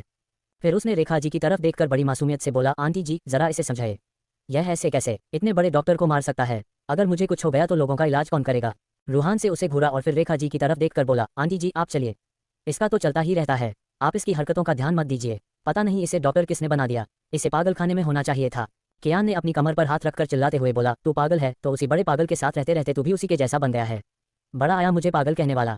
इस पर रूहान ने तुरंत ही टेबल पर से कुछ उठाने का इरादा किया तो रेखा जी ने उसका हाथ पकड़कर बोला, अरे बेटा क्यों गुस्सा करते हो, उसे देखो कितना प्यारा बच्चा है। ये सुनकर कियान बोला, देखा देखा आंटी की नज़र कितनी तेज है, उन्होंने एक नज़र में ही मुझे पहचान लिया। रूहान ने कुछ भी नहीं कहा और रेखा जी का हाथ पकड़कर बोला, चलिए। फिर उसने पीछे मुड़कर कियान को देखा जो उसे जंग जीतने वाली मुस्कान दे रहा था। ये देखकर उसने उसे आंखों ही आंखों में वार्निंग दी, तुझे तो मैं बाद में देखता हूँ। कियान ने उसकी वार्निंग को मजाक में उड़ा दिया। रूहान रेखा जी को लेकर कैंटीन में गया, उन्हें कुछ खिलाया और उनकी मेडिसिन दी। फिर जब वे दोनों हॉस्पिटल के बाहर आए तो रेखा जी ने रूहान को देखकर बोला, बेटा मैं ऑटो से चली जाऊंगी, तुम अपना काम छोड़कर मेरे साथ आए, अब तुम्हें जाना चाहिए नहीं तो तुम्हें और देर हो जाएगी। रूहान ने उनका हाथ पकड़कर पैसेंजर सीट पर बिठाते हुए बोला, आंटी जी मुझे कोई देर नहीं हो रही है और मैं कैसे आपको अकेला जाने दूंगा। रूहान जल्दी से ड्राइविंग सीट पर आकर बैठा और गाड़ी आगे बढ़ा दी। रेखा जी बहुत ज़्यादा इंप्रेस हो चुकी थी, क्योंकि आजकल कोई भी इतना बड़ा आदमी बिना मतलब के किसी की मदद नहीं करता। रूहान का नेचर बहुत ही ज़्यादा केयरिंग था, उसे देखकर रेखा जी के मन में कुछ और ही चल रहा था। रूहान ने रेखा जी को घर छोड़ा और उन्हें अपना ध्यान रखने को बोलकर वहां से चला गया। रेखा जी ने अस्पताल वाली बात रूहानी को बताने से मना की थी, जिसे रूहान ने मान लिया था। उन्हें छोड़ने के बाद रूहान सीधे हॉस्पिटल आया। कियान के केबिन में दोनों बेसब्री से रिपोर्ट्स का इंतजार कर रहे थे। तभी करीब 1 घंटे बाद एक नर्स केबिन में आई और कियान को रिपोर्ट्स देकर चली गई। कियान ने जल्दी जल्दी से रिपोर्ट्स खोली और जैसे जैसे वह पढ़ रहा था उसके चेहरे के एक्सप्रेशंस गंभीर होते जा रहे थे। फिर उसने रूहान की तरफ देखकर कहा, देख मैं तुझे बताने जा रहा हूँ, तुझे ध्यान से सुनना है। फिर उसने रूहान को रिपोर्ट्स के बारे में बताया, जिसे सुनकर रूहान को शौक लगा। वह परेशान होते हुए बोला, तूने अच्छे से रिपोर्ट्स देखी है ना, कहीं कोई गड़बड़ तो नहीं हुई है। कियान जल्दी से बोला, नहीं कोई गड़बड़ नहीं है, रिपोर्ट्स एकदम करेक्ट हैं। अब मुझे ये डिसाइड करना है कि तुझे आंटी को ये बात बतानी है या नहीं, क्योंकि अगर उन्हें नहीं बताया तो हम आगे का प्रोसेस कैसे करेंगे। उसकी बात सुनकर रूहान और परेशान हो गया। कियान ने उसके कंधे पर हाथ रखकर बोला, देख तुझे हिम्मत से काम लेना होगा, अगर तू ऐसे परेशान होगा तो उन्हें कौन संभालेगा, तू चिंता मत कर, हम दोनों मिलकर सब सही कर देंगे। कियान की बात सुनकर रूहान ने गहरी सांस ली और उसके हाथ पर अपना हाथ रखकर अपनी पलकें झपका दी। दोनों ने कुछ देर बातें की, उसके बाद रूहान वहां से निकल गया। अगली सुबह कार्तिक के केबिन में कार्तिक फाइल चेक कर रहा था, तभी उसके केबिन का दरवाजा खुला। रूहान अंदर आया और उसने कॉफी कार्तिक को दी। ये देखकर कार्तिक ने अपनी नजरें ऊपर उठाई और इरफान की तरफ देखने लगा। रूहान जल्दी से बोला, ईवा अभी तक नहीं आई है, हमें उसका फोन भी ट्राई किया लेकिन वह रिसीव नहीं कर रही है। इस पर कार्तिक ने गहरी सांस ली। वहीं रूहान ने देखा कि कार्तिक का मूड अच्छा है तो वह बोला, प्रेसिडेंट क्या मैं अपने लिए असिस्टेंट हायर कर सकता हूँ। वह मासूमियत से कार्तिक को देखने लगा और बोला, मुझे बहुत सारा काम हो जाता है, आप तो जानते ही हैं, तो मैं अपने लिए एक असिस्टेंट रख लूंगा तो मेरा काम थोड़ा आसान हो जाएगा।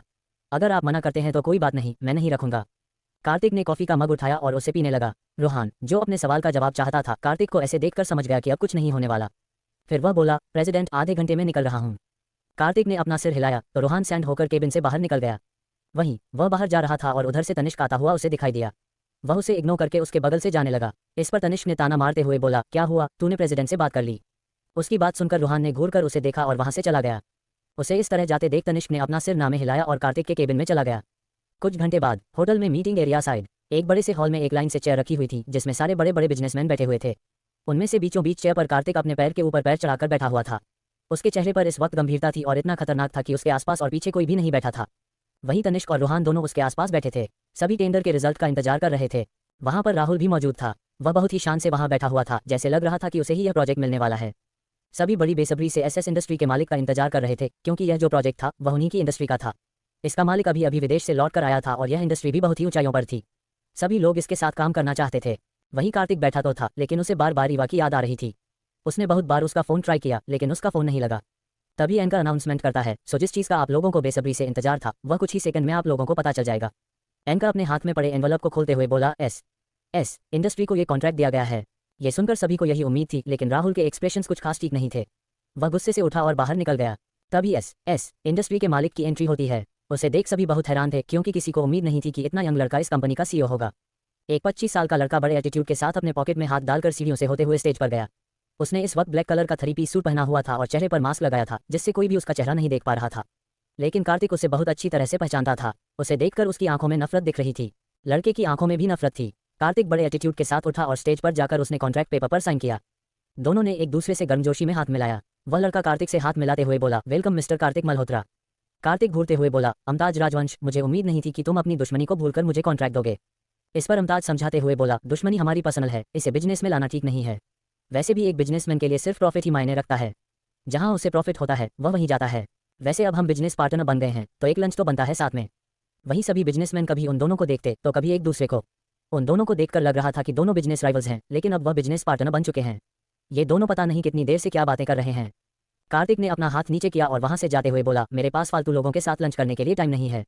ये कहकर बिना अमताज की बात सुने होटल से निकल गया। रूहान और तनिष्क भी तुरंत उसके पीछे चले गए। वहीं उसके होटल से निकलते ही जितने कमांडो थे सबने उसे प्रोटेक्ट करने के लिए घेर लिया, क्योंकि बाहर मीडिया थी। अमताज दांत पीसते हुए बोला, तुम बहुत पछताने वाले हो कार्तिक मल्होत्रा। मैंने तुम्हें बर्बाद ना कर दिया तो मेरा नाम अमताज राजवंश नहीं।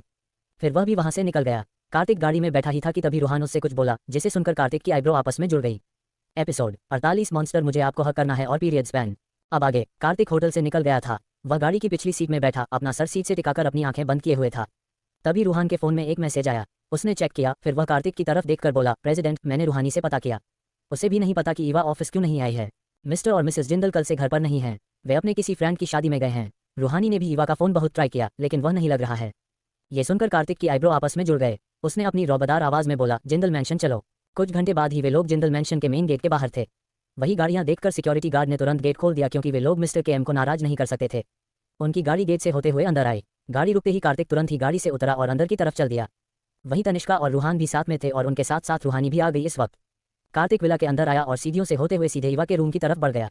वह इस वक्त रूम के बाहर खड़ा हुआ था। उसने तुरंत ही गेट खोला और सामने देखा। ईवा बेड पर लेटी अपना सर तकिए में छुपाए एकदम से कुड़कर लेटी हुई थी और उसके रोने की आवाज पूरे रूम में गूंज रही थी। उसे रोता देखकर कार्तिक तुरंत उसके पास गया।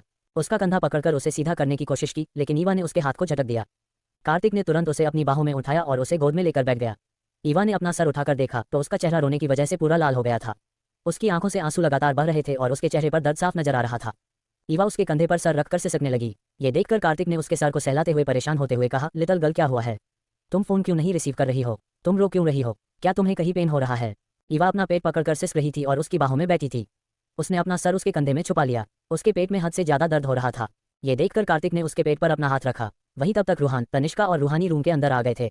रूहानी ने जैसे ही ईवा को देखा, वह परेशान होकर तुरंत उसके पास आई। बिस्तर पर बैठकर उसने ईवा के कंधे पर हाथ रखकर परेशान होते हुए कहा, ईवा, क्या तुझे पीरियड्स आए हैं?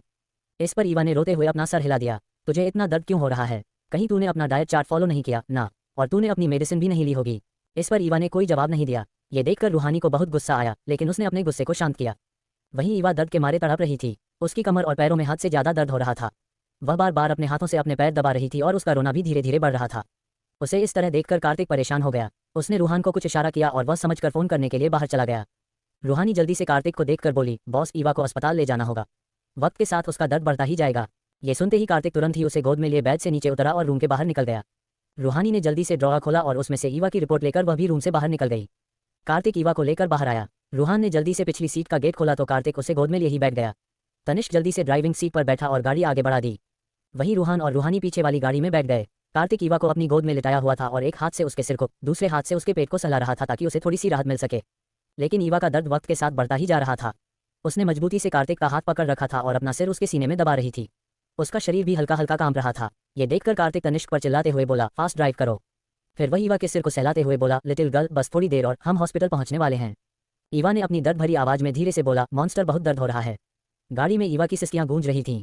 थोड़ी देर बाद गाड़ी में बिल्कुल शांति छा गई। ये देखकर कार्तिक ने ईवा के सिर को पकड़कर अपने सीने से अलग किया। ईवा का हाथ ढीला पड़ गया और उसका हाथ नीचे हो गया।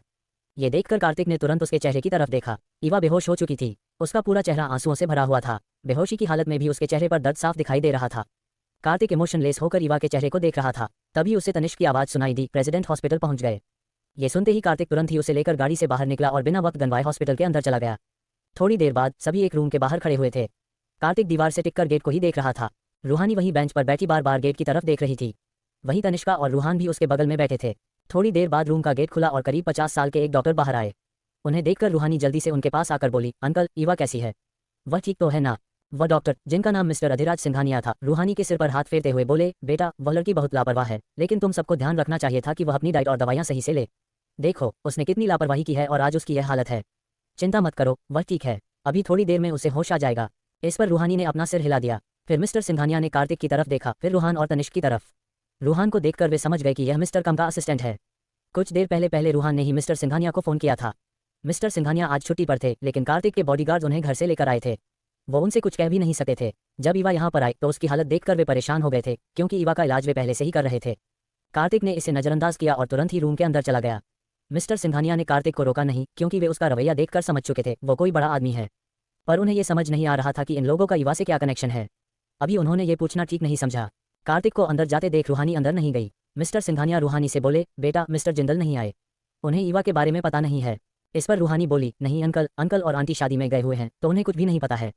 मिस्टर सिंघानिया बोले, ठीक है, मैं उनसे बात कर लूंगा, मुझे कुछ काम है, मैं चलता हूँ। और वे वहां से दूसरे पेशेंट को देखने के लिए चले गए। वहीं कार्तिक अंदर आया तो देखा ईवा हॉस्पिटल के गाउन में बेड पर लेटी हुई थी। उसका खिला हुआ चेहरा बिल्कुल पीला पड़ चुका था। कार्तिक बेड के करीब आया और वहीं पर रखी टेबल पर बैठ गया।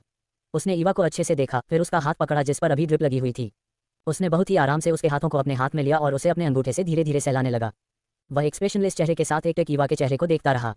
करीब आधे घंटे बाद धीरे धीरे करके ईवा की आंखें खुलीं। उसने देखा कि कार्तिक उसके बगल में बैठा उसे देख रहा था। उसे देखकर ईवा के होठों पर मुस्कान आ गई। वह कार्तिक को देखकर धीमी आवाज में बोली, मॉन्स्टर, मुझे आपको हक करना है। उसके होश में आने के बावजूद कार्तिक ने कोई भी रिएक्शन नहीं दिया। जब उसने कहा कि उसे हक करना है, कार्तिक उसके सिरहाने बैठकर उसे उठाकर अपने गोद में बैठा लिया। बेड बड़ा था तो कार्तिक के कोई प्रॉब्लम नहीं हुई। ईवा के हाथ में ड्रिप नहीं लगी हुई थी तो कार्तिक को उसे उठाने में कोई दिक्कत नहीं हुई। ईवा ने उसकी शर्ट को अपनी मुट्ठी में कस लिया और अपना सर उसके सीने पर रख दिया। करीब 15 मिनट तक वे लोग ऐसे ही बैठे रहे। फिर ईवा ने उसके सीने से सिर निकालकर उसे देखते हुए मासूमियत भरी आवाज में बोला, अब आप मुझे बेड पर बिठा दो। उसके कहने पर कार्तिक ने उसे अच्छे से बेड पर टेक लेकर बिठा दिया। तभी मिस्टर सिंघानिया, रूहान, तनिष्क और रूहानी अंदर आए। मिस्टर सिंघानिया और रूहानी को देखकर ईवा को घबराहट हो रही थी, क्योंकि उसे पता था कि अब उसकी डांट लगने वाली है। उसने मासूम आंखों से कार्तिक की तरफ देखा। उसे देखकर ईवा को उम्मीद भी नहीं थी कि वह उसकी मदद करेगा, क्योंकि जब से वह होश में आई थी कार्तिक ने उससे एक बार भी बात नहीं की थी और उसके चेहरे से लग रहा था कि इन लोगों से ज्यादा गुस्सा वह ईवा पर करेगा। ईवा चेहरे पर दुनिया भर की मासूमियत लाकर उन्हें देखने लगी। रूहानी उसके पास आकर गुस्से में बोली, तू बहुत बेवकूफ लड़की है, तेरा दिमाग खराब हो गया है क्या? अंकल और आंटी घर पर नहीं थे तो मुझे बता नहीं सकती थी। तुझे पता है कि तुझे पीरियड्स आने वाले थे तो कम से कम मुझे तो बताना चाहिए था ना। तुझे फोन कॉल करके परेशान हो गए हम सब, लेकिन नहीं, तूने फोन ना जाने किस बिल में छुपा रखा था। एक नॉर्मल इंसान फोन अपने पास रखता है ताकि इमरजेंसी में काम आए, लेकिन नहीं, तू तो नॉर्मल नहीं है, तू तो एलियन है। मेरा तो मन कर रहा है कि तुझे यहीं हॉस्पिटल में छोड़ दूं। अभी तो मैंने अंकल आंटी को नहीं बताया है, अगर मैंने उन्हें बता दिया ना तो तेरी क्या हालत होगी तू सोच भी नहीं सकती।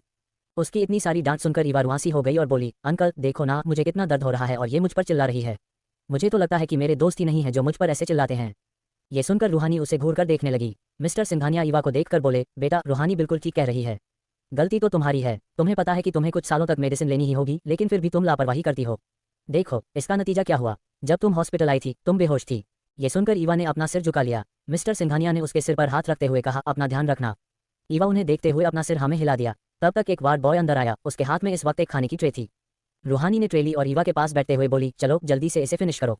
ईवा ने ट्रे में देखा, उसमें दलिया थी। ये देखकर उसने मुंह बनाते हुए बोला, ये कौन खाएगा? मुझे तो टेस्टी सा आलू का पराठा और छोले भटूरे खाने हैं। ये सुनकर रूहानी उसे डांटते हुए बोली, तुम अभी कुछ भी नहीं खा सकती, वह बहुत ऑयली होता है, तुम्हें ऑयली और मसालेदार चीजें कुछ दिन तक नहीं खानी है।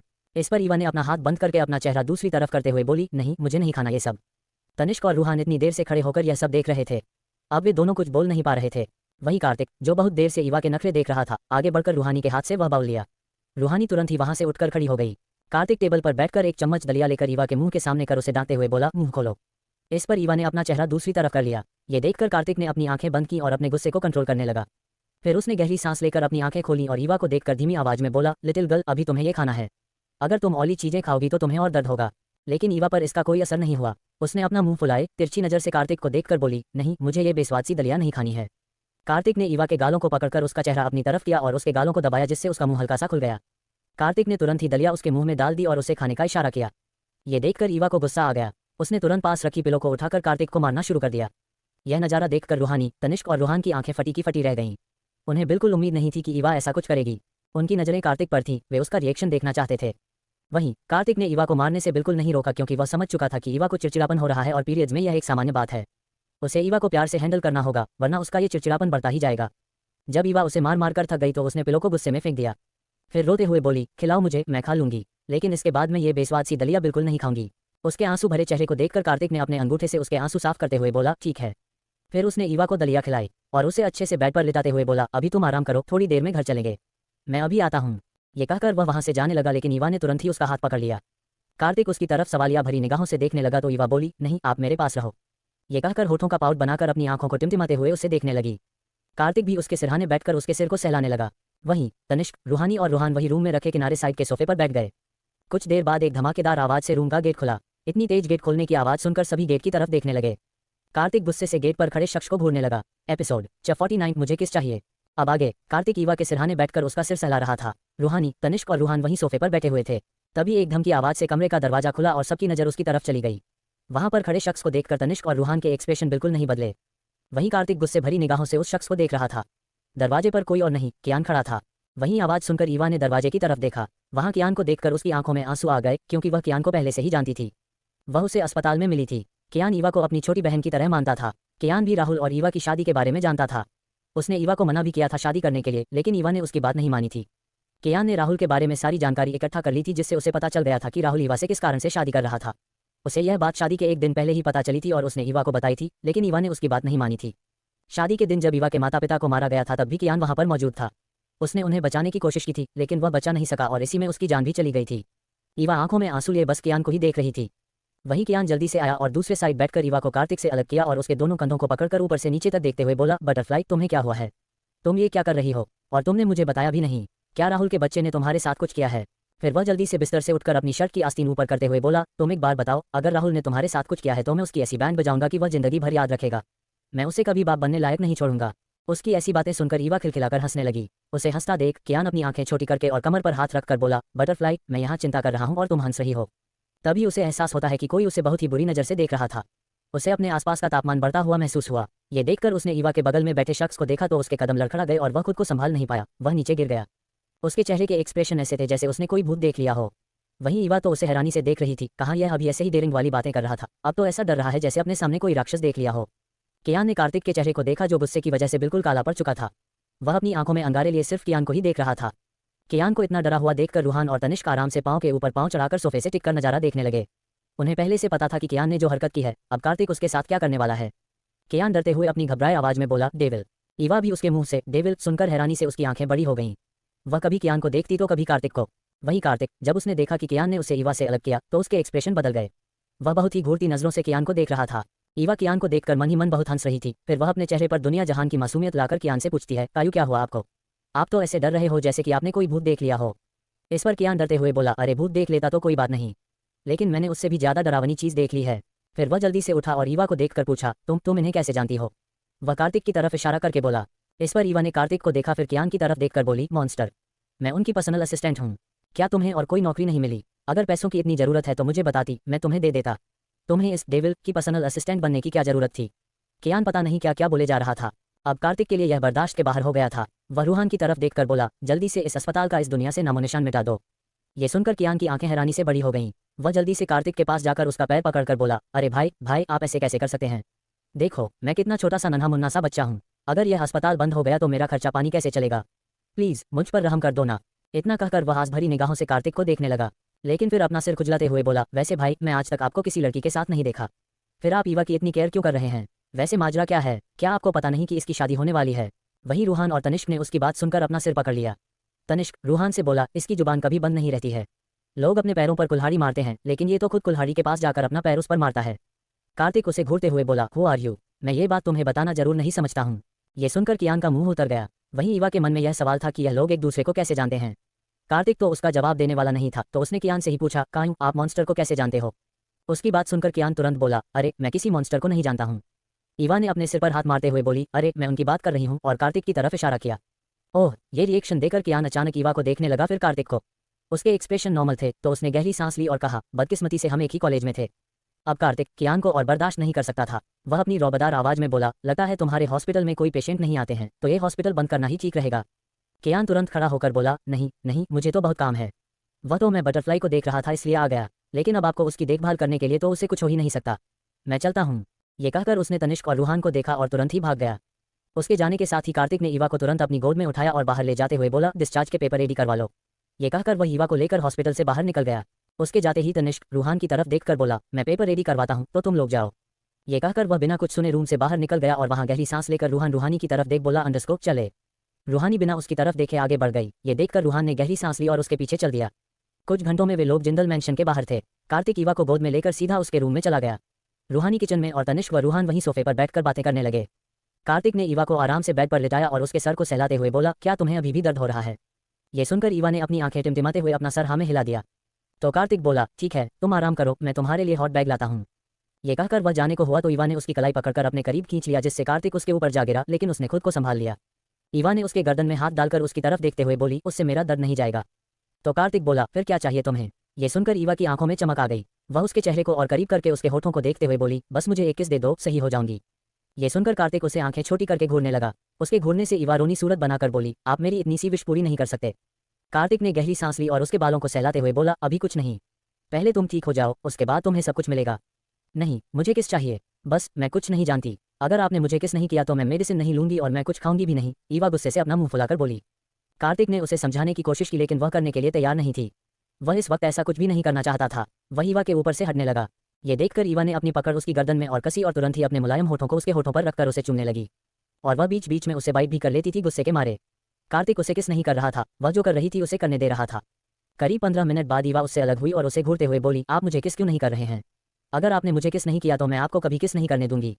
ये सुनकर कार्तिक उसके होठों को अपने अंगूठे से सहलाते हुए बोला, लिटिल गर्ल, मुझे किस करने के लिए तुम्हारी परमिशन की जरूरत नहीं है। मैं जब चाहूं तुम्हें किस कर सकता हूं और तुम मुझे मना भी नहीं कर पाओगी। ये सुनकर ईवा का मुंह बन गया। फिर कार्तिक ने अपने होठों को उसके होठों पर रखकर उसे बहुत ही प्यार से किस करने लगा। उसके ऐसा करते ही ईवा अपनी आंखें बंद करके उसके किस को एंजॉय करने लगी। 10 मिनट बाद कार्तिक उससे अलग हुआ और एक तरफ उसके चेहरे को देखने लगा। फिर उसने आगे बढ़कर ईवा के माथे को बहुत ही शिद्दत से किस किया, फिर उसकी आंखों पर। उसके ऐसा करते ही ईवा ने अपनी आंखें खोलकर उसे देखा। दोनों एक दूसरे की आंखों में खो गए। फिर ईवा कार्तिक को देखकर बोली, मॉन्स्टर, कल फैमिली डिनर पार्टी है, तो क्या आप वहां पर आओगे? कार्तिक कुछ देर तक उसे देखता रहा, फिर बोला, नहीं, मैं नहीं आ रहा। ये सुनकर ईवा रुठते हुए बोली, ठीक है, मत आना। आपको पता है, उसके बाद राहुल मुझे लॉन्ग ड्राइव पर ले जाने वाला है। अगर आप चाहते हो कि मैं उसके साथ चली जाऊं तो ठीक है। इतना सुनते ही कार्तिक उसे घूर कर देखने लगा। उसे देखकर ईवा मासूम सी शक्ल बनाकर बोली, अब आप मुझसे क्यों गुस्सा हो रहे हैं? वैसे कल मैं राहुल को एक सरप्राइज देने वाली हूँ, अगर आपको देखना है तो आप आ जाना। ठीक है, कहकर ईवा बड़ी सी स्माइल करके कार्तिक को देखने लगी। वहीं कार्तिक उसकी बात सुनकर एकदम झल्ला गया। वह उसके गालों को दबाते हुए बोला, लिटिल गर्ल, तुम्हारे अंदर कुछ ज्यादा ही हिम्मत आ गई है जो तुम मेरे सामने ऐसी बातें कर रही हो। मैंने तुमसे बहुत बार कहा है कि उससे दूर रहो, वरना तुम्हारे लिए अच्छा नहीं होगा। अरे इसमें अच्छा बुरा कौन सी बात है? मेरी उससे शादी होने वाली है तो मैं उसे सरप्राइज दे ही सकती हूँ। ईवा आगे कुछ बोल पाती उससे पहले ही कार्तिक उसे किस करने लगा। उसके किस से ईवा महसूस कर सकती थी कि वह बहुत ही ज्यादा जलन महसूस कर रहा है। कार्तिक की आंखों के सामने उस दिन का मूवमेंट चलने लगा जब राहुल ईवा के बहुत करीब आ गया था। ये याद करते ही कार्तिक ईवा को बहुत ही गहराई और पैशनेटली किस करने लगा। करीब 20 मिनट बाद कार्तिक उससे अलग हुआ। उसके अलग होते ही ईवा लंबी लंबी सांस लेने लगी। जब उसने अपनी सांसों को कंट्रोल कर लिया तो घूरकर कार्तिक को देखा। कार्तिक को इससे कोई फर्क नहीं पड़ा। वह उसके ऊपर से हटकर उसके बगल में लेट गया और उसके सर को अपने सीने पर रखकर उसके सिर को सहलाते हुए पूछा, लिटिल गर्ल, तुम्हारा फोन कहाँ है? ये सुनकर ईवा ने उसके सीने से अपना सर उठाकर उसे देखा। फिर जल्दी से अपना सर उसके सीने में छुपाकर बोली, मुझे नहीं पता कहाँ है। मैंने पता नहीं कहाँ रख दिया। जब मुझे दर्द हो रहा था तो मैं फ़ोन ढूंढ रही थी कॉल करने के लिए, लेकिन मुझे कहीं भी नहीं मिला। और मुझे इतना दर्द हो रहा था कि मैं फ़ोन को ढूंढ भी नहीं पाए। मुझे नहीं पता था कि मेरे पीरियड्स पहले आ जाएंगे। प्लीज़ आप मुझसे गुस्सा मत करना, अगली बार से मैं फ़ोन अपने पास रखूंगी। कार्तिक ने उससे कुछ भी नहीं कहा और फिर उसे समझाते हुए बोला, लिटिल गर्ल, जब तुम्हें इतना पेन होता है तो इतनी लापरवाही क्यों करती हो? तुम्हें अपनी मेडिसिन टाइम पर लेनी चाहिए ना, और ऊपर से तुम फास्ट फूड छोड़ना नहीं चाहती हो। अभी कल ही तुमने पेट भर के गोलगप्पे खाए थे। मेरे साथ ना रहने का तुम फायदा मत उठाया करो। तुम्हें पता नहीं कि मेरा नाम कार्तिक मल्होत्रा है। मेरे करीबी लोगों की पल पल की खबर मेरे पास रहती है। तो अगली बार से ऐसी उल्टी सीधी चीजें खाने के बारे में सोचना भी मत। तभी कार्तिक को अपने सीने पर गर्म सांस महसूस हुई। उसने अपना सिर नीचे करके देखा तो उसकी लिटिल गर्ल सो चुकी थी। ये देखकर वह अफसोस में अपना सिर हिलाते हुए बोला, यहाँ मैं इतनी देर से समझा रहा हूँ और यह सो गई। इसे पता है कि मेरी डांट से कैसे बचना है। कार्तिक ने उसे अच्छे से एडजस्ट किया और उसके सिर को सहलाते हुए फिर अपने पैंट के पॉकेट से फ़ोन निकालकर रूहान को मैसेज किया और फ़ोन को टेबल पर रख दिया। उसने ईवा को अपनी बाहों में भरकर अपनी आंखें बंद कर लीं।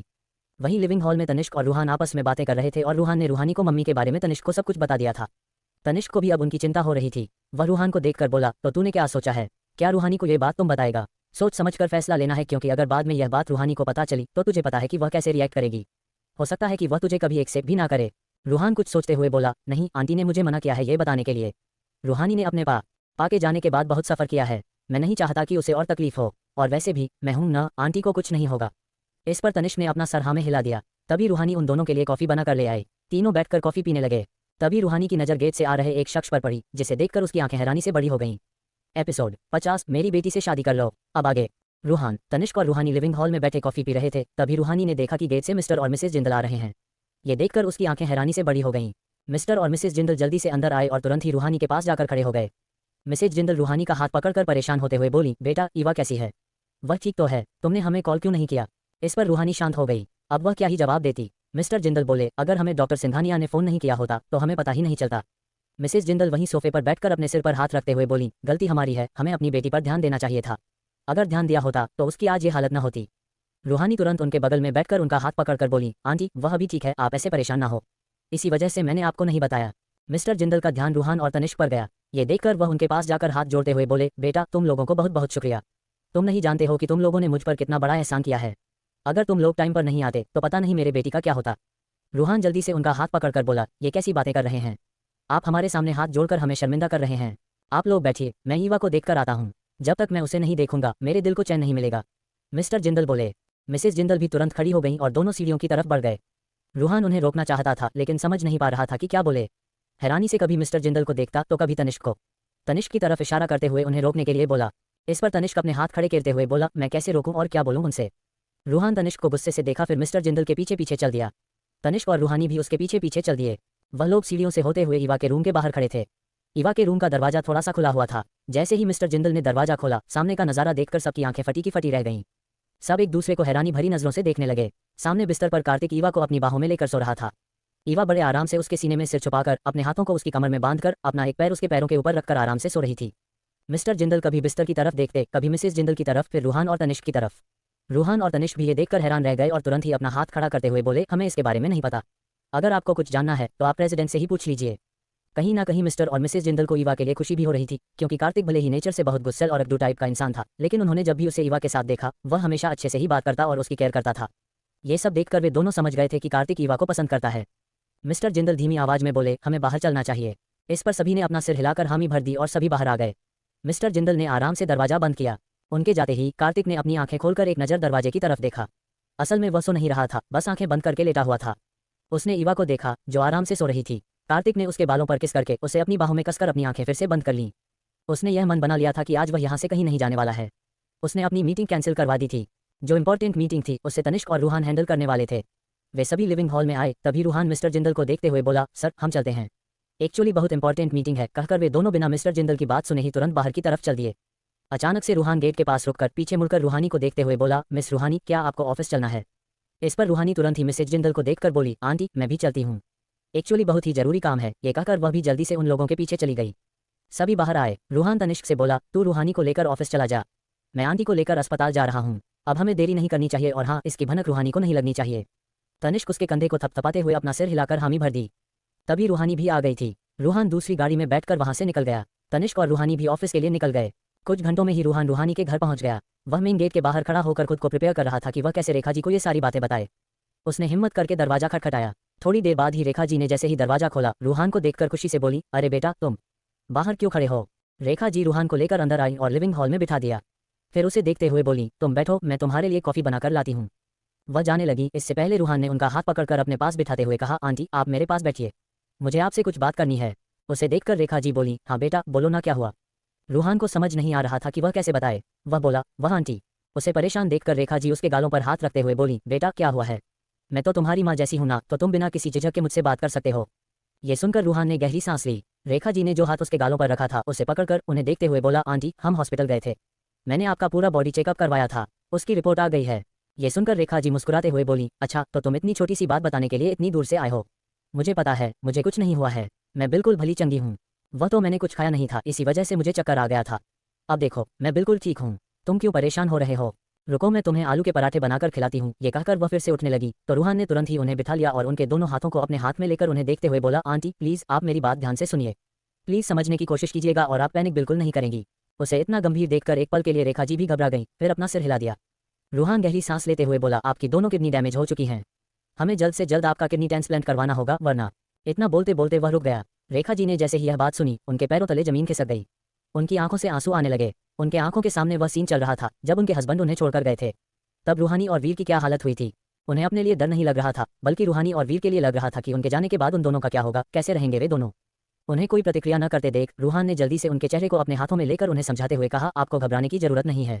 बस आपको ऑपरेशन करवाना है और जैसे ही आपके मैचिंग डोनर मिल जाएंगे, जल्द से जल्द आपका ऑपरेशन हो जाएगा और आप बिल्कुल ठीक हो जाएंगी। आंटी, आप सुन रही हैं ना मेरी बात?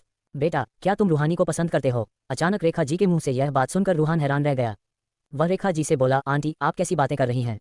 रेखा जी ने अपने आंसू पोंछे और रूहान की हथेलियों को थामते हुए बोली, बेटा क्या तुम मेरी बेटी को पसंद करते हो? देखो, तुम्हें किसी से छुपाने की जरूरत नहीं है। मैंने तुम्हारी आंखों में रूहानी के लिए परवाह और प्यार देखा है। मेरी आंखें कभी धोखा नहीं खा सकती। रूहान ने रेखा जी को देखा, जो उन्हें उम्मीद से देख रही थी। उन्हें देखकर रूहान ने अपना सिर हाँ में हिला दिया। उसका जवाब सुनकर रेखा जी के चेहरे पर मुस्कान आ गई। वह खुश होते हुए बोली, तुम रूहानी से शादी कर लो। शादी के जिक्र पर रूहान जल्दी से बोला, आंटी इतनी जल्दी क्या है? अभी रूहानी सिर्फ 19 साल की है और वह मुझसे प्यार नहीं करती। मैं ऐसे कैसे उससे शादी कर लूँ? इस पर रेखा जी तुरंत बोली, बेटा तुम उसकी चिंता मत करो, मैं उसे समझा दूंगी। अब मैं चाहती हूँ तुम लोग जल्द से जल्द शादी कर लो, वह भी मेरे ऑपरेशन से पहले। अगर मुझे कुछ हो गया तो मुझे इस बात की तसल्ली रहेगी कि मेरी बेटी खुश रहेगी। मैं आराम से मर सकूंगी। ये सुनकर रूहान ने रेखा जी को डांटते हुए बोला, आंटी आप कैसी बातें कर रही हैं? मैंने बोला ना, आपको कुछ नहीं होगा। बेटा, होनी को कौन टाल सकता है? जो होना है वह तो होकर ही रहेगा। अगर किसी से मेरी किडनी मैच नहीं हुई तब तो मुझे मरना ही है। उनकी बातें सुनकर रूहान ने उन्हें गले लगा लिया और भरे गले से बोला, मैं आपको कुछ नहीं होने दूंगा। आपको पता है, मैंने अपने माँ बाप का चेहरा नहीं देखा। मेरे चाचा चाची और दादी ने मुझे पाल पोस कर बड़ा किया, लेकिन उन्होंने कभी मुझे प्यार नहीं किया। पर जब से मैं आपसे मिला हूँ तो मेरे मन में यही रहता है कि मेरी माँ बिल्कुल आप जैसी रही होगी। मैं अपनी माँ को तो खो चुका हूँ, लेकिन मैं आपको कुछ भी नहीं होने दूंगा। दोनों एक दूसरे के गले लगे हुए थे, तभी उनके कानों में वीर की आवाज़ सुनाई दी, आप दोनों मेरे बिना एक दूसरे को हक कर रहे हो, मुझे तो कोई प्यार ही नहीं करता है। यह आवाज़ सुनकर दोनों ने गेट की तरफ देखा। गेट पर वीर अपना हाथ बांधे गुस्से से दोनों को देख रहा था। वह इस वक्त स्कूल के ड्रेस में था। उसे देखकर रेखा जी रूहान से अलग हुई और तुरंत ही अपने आंसू पोंछ लिए। रूहान ने भी अपना सिर दूसरी तरफ घुमाकर अपने आंसू पोंछे। वीर गुस्से से उन दोनों के पास आया और दोनों को घूरते हुए बोला, आप दोनों मुझसे प्यार नहीं करते हो ना? मैं भी आपसे बात नहीं करूंगा। ये कहकर उसने अपना चेहरा दूसरी तरफ घुमा लिया। रेखा जी नम आंखों से वीर को देख रही थी। वह अपने छोटे से बच्चे को देख रही थी और सोच रही थी कि अगर उन्हें कुछ हो गया तो उनका बच्चा उनके बिना कैसे रहेगा। वही रूहान रेखा जी को देखकर उनके इमोशंस को अच्छे से समझ रहा था। उसने वीर का हाथ पकड़कर अपने गोद में बिठाते हुए कहा, अच्छा तो कोई मुझसे नाराज है? मैं तो इतनी दूर से अपने ऑफिस का काम छोड़कर किसी से मिलने आया था, लेकिन जब वह मुझसे नाराज है तो मुझे यहाँ रुकने का क्या फ़ायदा? अब तो मैं ऑफिस जाऊंगा तो प्रेसिडेंट से मुझे डांट पड़ेगी और हो सकता है वह मुझे नौकरी से भी निकाल दें। लेकिन किसी को क्या फ़र्क पड़ता है, वह तो बस मुझसे गुस्सा होकर बैठा है। उसकी बात सुनकर वीर अपना सिर ऊपर करके बड़ी मासूमियत से पूछा, क्या सच्ची में आप मुझसे मिलने आए हो? इस पर रूहान ने अपना सिर हाँ में हिला दिया। रेखा जी ने वीर के बालों पर किस करते हुए कहा, बेटा जाकर कपड़े चेंज करो। मैं तुम्हारे लिए तुम्हारा फेवरेट मिल्कशेक बनाकर लाती हूँ और तुम्हें जो भी खाना है मुझे बता देना, मैं तुम्हारे लिए सब बना दूंगी। ये सुनकर वीर खुश होते हुए बोला, सच्ची में आप सब बना दोगी? मुझे बर्गर और पिज्जा भी खाना है। रेखा जी मुस्कुराते हुए उसके गालों पर हाथ फेरते हुए बोली, अच्छा ठीक है, मैं मंगा देती हूँ। अब जाकर कपड़े चेंज कर लो, ठीक है। और उसके माथे पर किस करके किचन में चली गई। वीर हैरानी से अपनी मम्मी को देख रहा था, फिर रूहान से बोला, भाई भाई जरा मुझे पिंच करो। क्या सच में ही मेरी मम्मी है? उसकी बातों पर रूहान को हंसी आ गई। उसने उसके हाथों पर हल्का सा पिंच किया। वीर अपने हाथों को सहलाते हुए बोला, सच में मैं कोई सपना नहीं देख रहा हूँ। मेरी मम्मी मुझे डांटे बगैर नहीं रह सकती और उन्होंने मेरी पसंद की चीज़ें मंगाई हैं। वह इतनी जल्दी कैसे चेंज हो गई? रूहान जल्दी से बात बदलते हुए बोला, अच्छा बताओ तुम्हें कौन सा पिज्जा खाना है, मैं तुम्हारे लिए ऑर्डर करता हूँ। रूहान ने अपना फ़ोन निकाला और दोनों बैठकर पिज्जा देखने लगे। रूहान ने पिज्जा और बर्गर ऑर्डर कर दिया। फिर उसने वीर को देखते हुए कहा, जल्दी से कपड़े चेंज करके आओ, फिर मिलकर खाएंगे। और हाँ, ये बात अपनी दीदी को मत बताना वरना वह तो मुझे कच्चा ही खा जाएंगी। और यह बात सीक्रेट रखनी है कि मैं यहाँ पर आया था, ओके? इस पर वीर तुरंत ही खड़ा हुआ और उसे थम्स अप दिखाते हुए बोला, यस बॉस, ये हम दोनों की सीक्रेट बात है, दीदी को मैं भनक भी नहीं लगने दूंगा। रूहान उसके बाल खराब करते हुए बोला, गुड बॉय। ये कहकर वह तुरंत अपने रूम में चला गया। रूहान किचन में गया तो रेखा जी मिल्कशेक बना रही थी और साथ में कुछ सोच भी रही थी। उन्हें देखकर रूहान ने गहरी सांस ली और पास जाकर उन्हें साइड हक करते हुए बोला, आंटी आप ऐसे उदास रहेंगी तो उन दोनों को कौन संभालेगा?